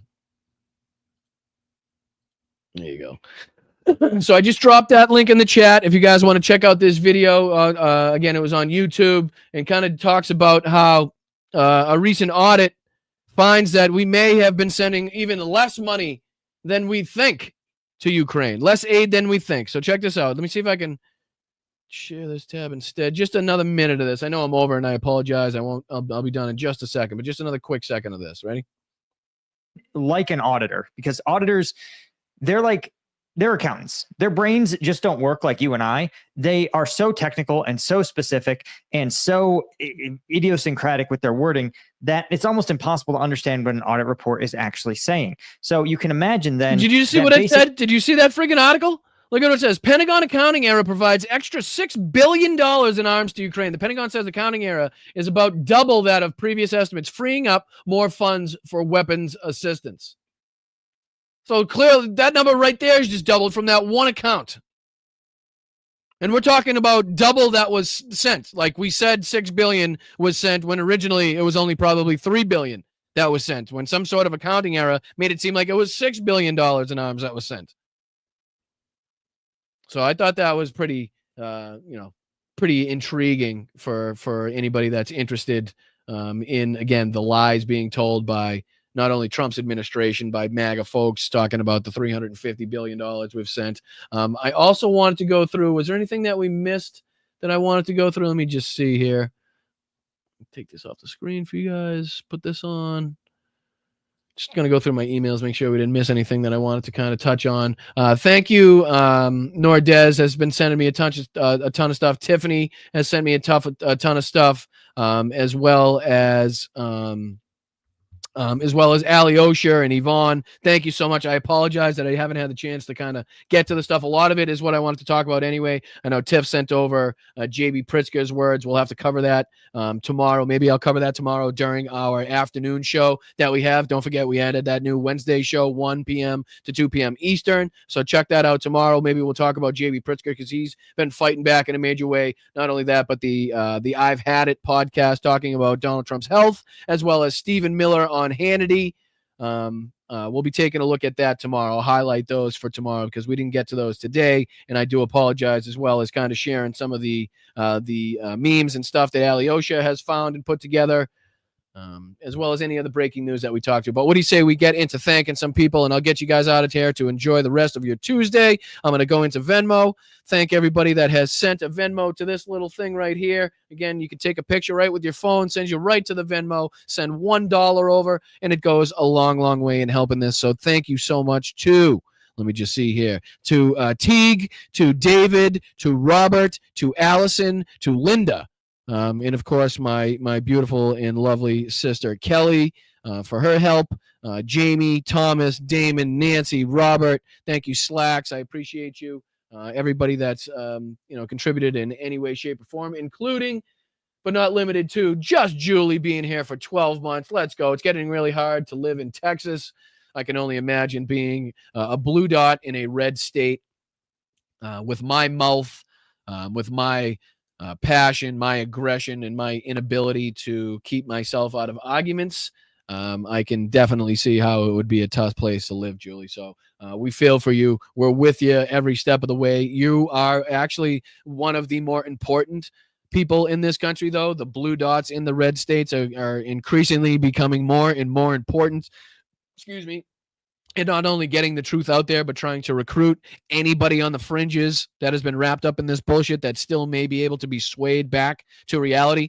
So thank you, Just Julie, for all the work that you do, the passion you have, the loyalty, fighting every single day. I really do appreciate it. So thank you for not only being here for a full year, but also your passion in supporting democracy. So thank you. That goes along with Slacks as well. Slacks. Thank you, Slacks. Slava Ukraini to you. Heroyam Slava. I will send all the love to all the appropriate people, and I will make sure that the chat gets their thanks for the in advance greeting. So thank you so much, Slacks. I appreciate you. Hope you have a wonderful rest of your Tuesday, and then I will see you tomorrow in the chat. Thank you, Wayno. What a fucking huge contribution here. 10 gifted from Wayno. Let's fucking go, dude. Big day from Wayno.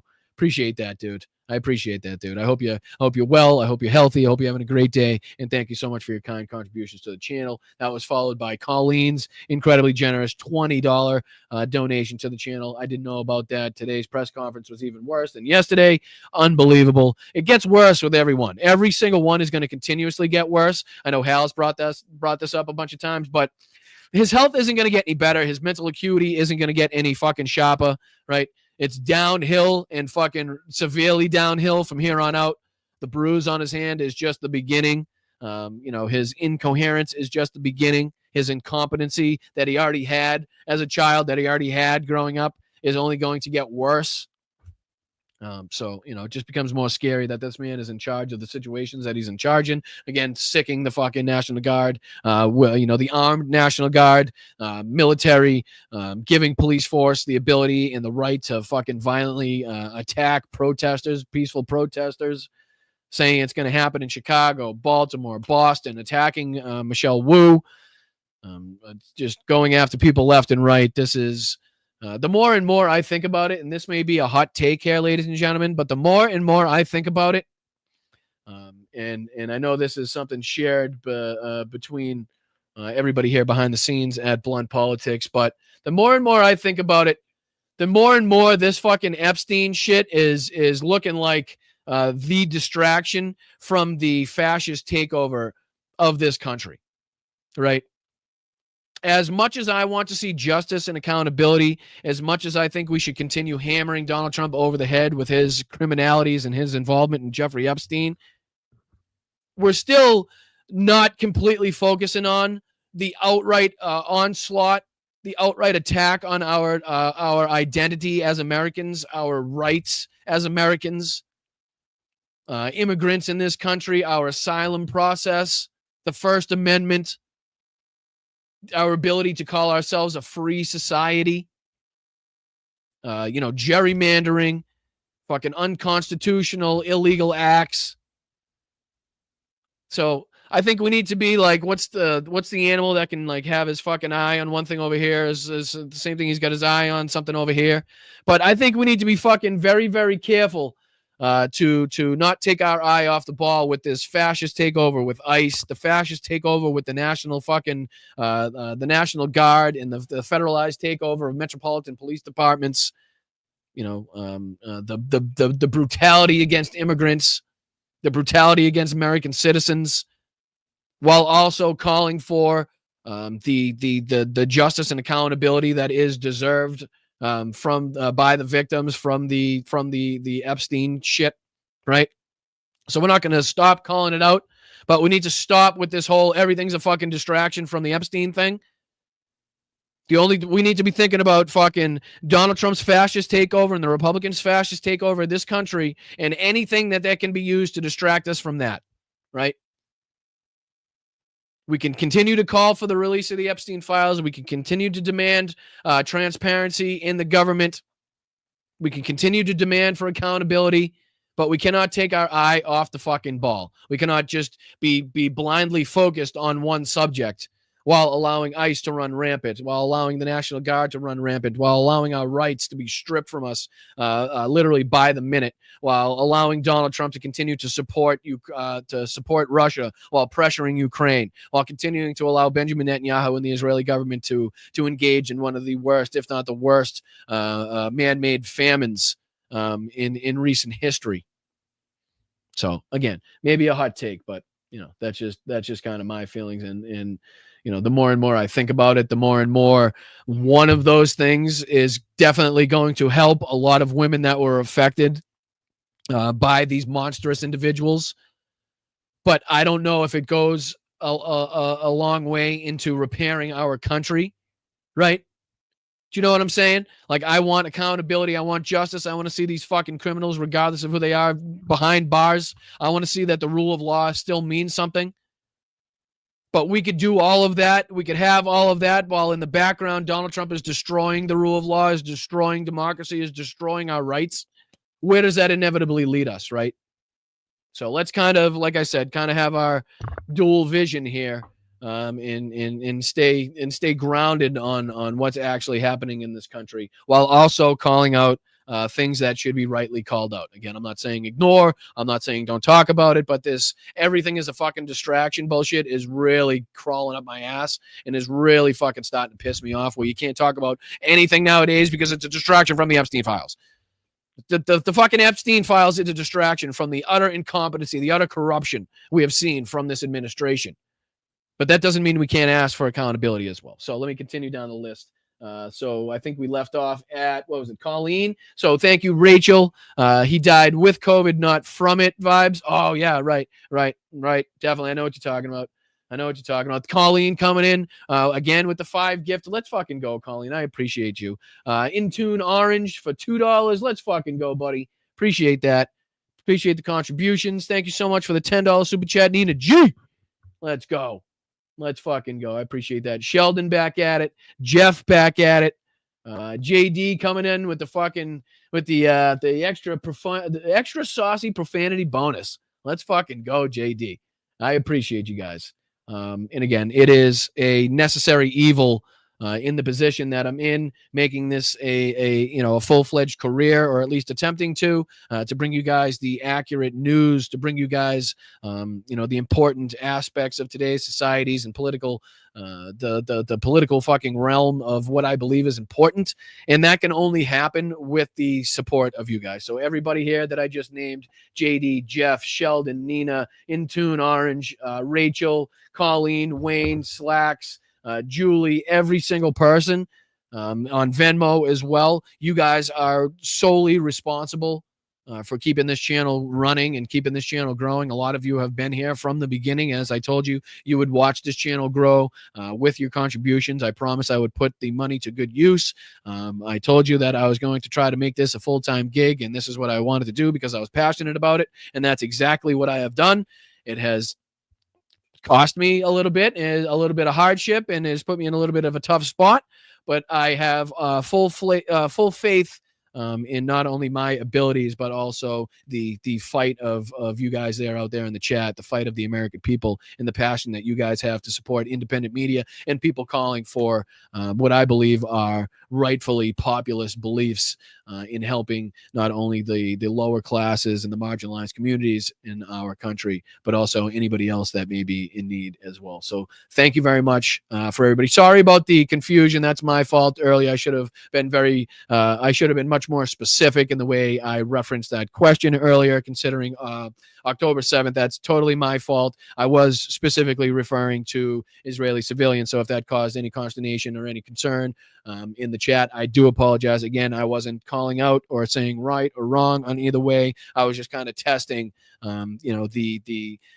media's effect, depending on what outlets you watch and what that ultimately leads you to believe. That's all I was trying to get across on that one. So again, if anybody had any confusion or if I upset anybody, my apologies on that one. I think everybody's pretty clear on where I stand, in human rights and calling out the atrocities on both October 7th and everything that's happened since. So again, my apologies on that one if I confused or put anybody in a weird spot to try to combat the numbers on that one. So I'll see you guys tomorrow. Again, don't forget Wednesday, 1 p.m. to 2 p.m.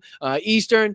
That means we'll be on at 10 a.m. to 11 a.m. Pacific here on the West Coast. And then we'll have tomorrow night Jesse Dollemore on 8:30 p.m. Eastern, 5:30 p.m. Pacific. Don't miss out. Jesse Dollemore, one of the best in the game. Over 1 million subscribers now, and very much well-deserved on that one. So I'll be excited to talk to him about everything that's ongoing as it pertains to Gaza, Ukraine, the plight of the American people we've seen now inside of our own country. And then what do we got? And then on Sunday, which we kind of call our main show, typically where the most people come and congregate because that's where our show started. We're going to have Chris Cluey on, ex-NFL football player. Had that unbelievable speech at, excuse me if I'm calling it a town hall or a town council meeting, in which he spoke up against MAGA, is now running for an assembly seat here in Orange County. So very honored and privileged to be able to get to speak to him. So that's again on Sunday. And then next Tuesday, on next Tuesday's show, we're going to have January 6th Capitol Police Officer Michael Fanone, who I had the honor and privilege of meeting backstage at a Dropkick Murphys concert recently. And he's been kind enough to accept an invite onto the Blunt Politics podcast. So very honored to have these, these fighters for democracy, these passionate people on the show. Really goes a long way to show that, we're stepping up in the world here. And again, it's only with your help, with you hitting that subscribe button, that we're going to get to 13 and 14 and then 15,000 subscribers. And then we're going to the moon. From there, it's to the moon. There is no stopping us. But I'll let you go. I'm way over time. I apologize. I will see you guys tomorrow, 1 p.m. Eastern time, 10 a.m. Pacific, tomorrow on Blunt Politics. I appreciate you. I'm Boston Brian. Continue to kick ass. Get out of your seat. Get into your street. Stay loud. Stay proud. Stay aggressive. We have the facts and the policies on our side, but keep your head on a swivel. Make sure you're staying safe out there. Until tomorrow, keep kicking ass. Enjoy the rest of your Tuesday. I'm Boston Brian and appreciate you. Have a great night. All right, guys. I'll see you later. Peace.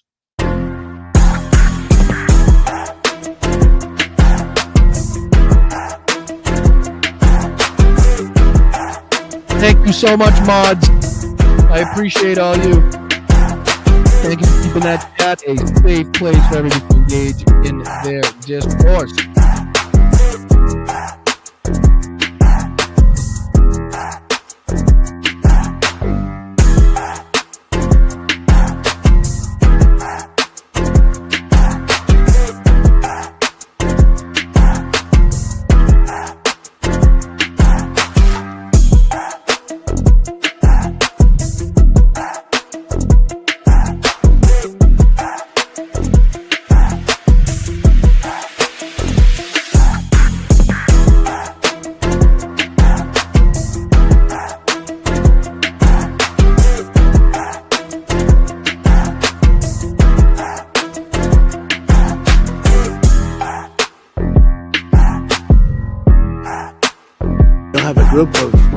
Venezuelan killers, street gangs, occupying the town with MK-47s. I know that gun very well. I got to know it very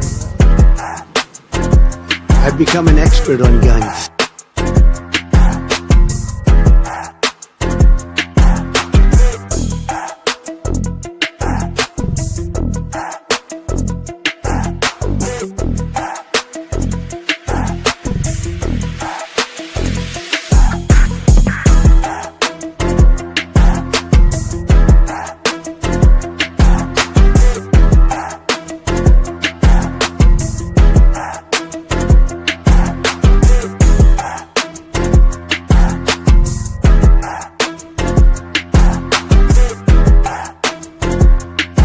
Brian, you're drunk. You're drunk. This guy's been drunk all day. Yes, of course, hence the name. Movement, it moves a certain distance, then it stops, you see. A revolution gets its name by always coming back around in your face. You tried to kill me, you son of a bitch. So welcome to the revolution.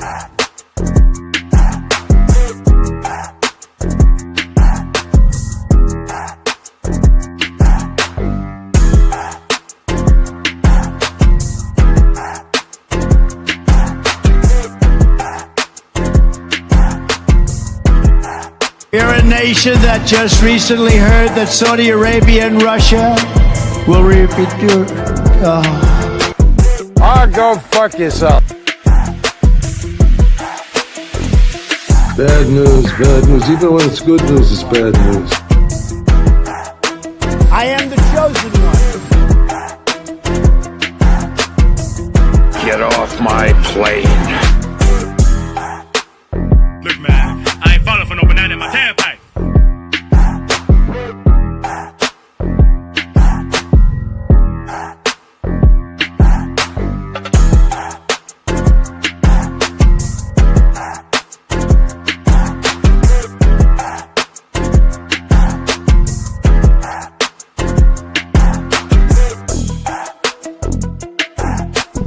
Oh, get those lights off! Off! Turn them off. They're too bright. Turn them off. White people are a mortal danger to you and your loved ones. Is there anything worse than white people? Call them dumps, big massive dumps. They call them dumps, big massive dumps.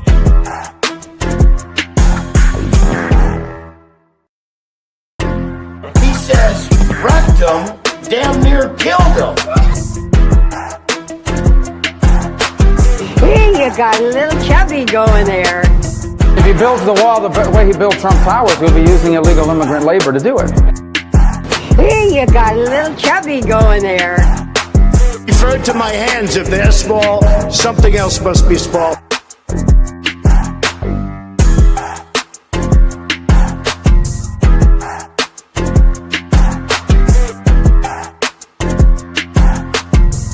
No way we are going to allow a con artist to take over the conservative movement, and Donald Trump is a con artist. I can just tell you that a con artist is about to take over the Republican Party and the conservative movement, and we have to put a stop to it. This week it was reported that an illegal thing, and you just look at this, what's happening. Vagina. Yesterday is a hard word for me. The big, fat, sloppy United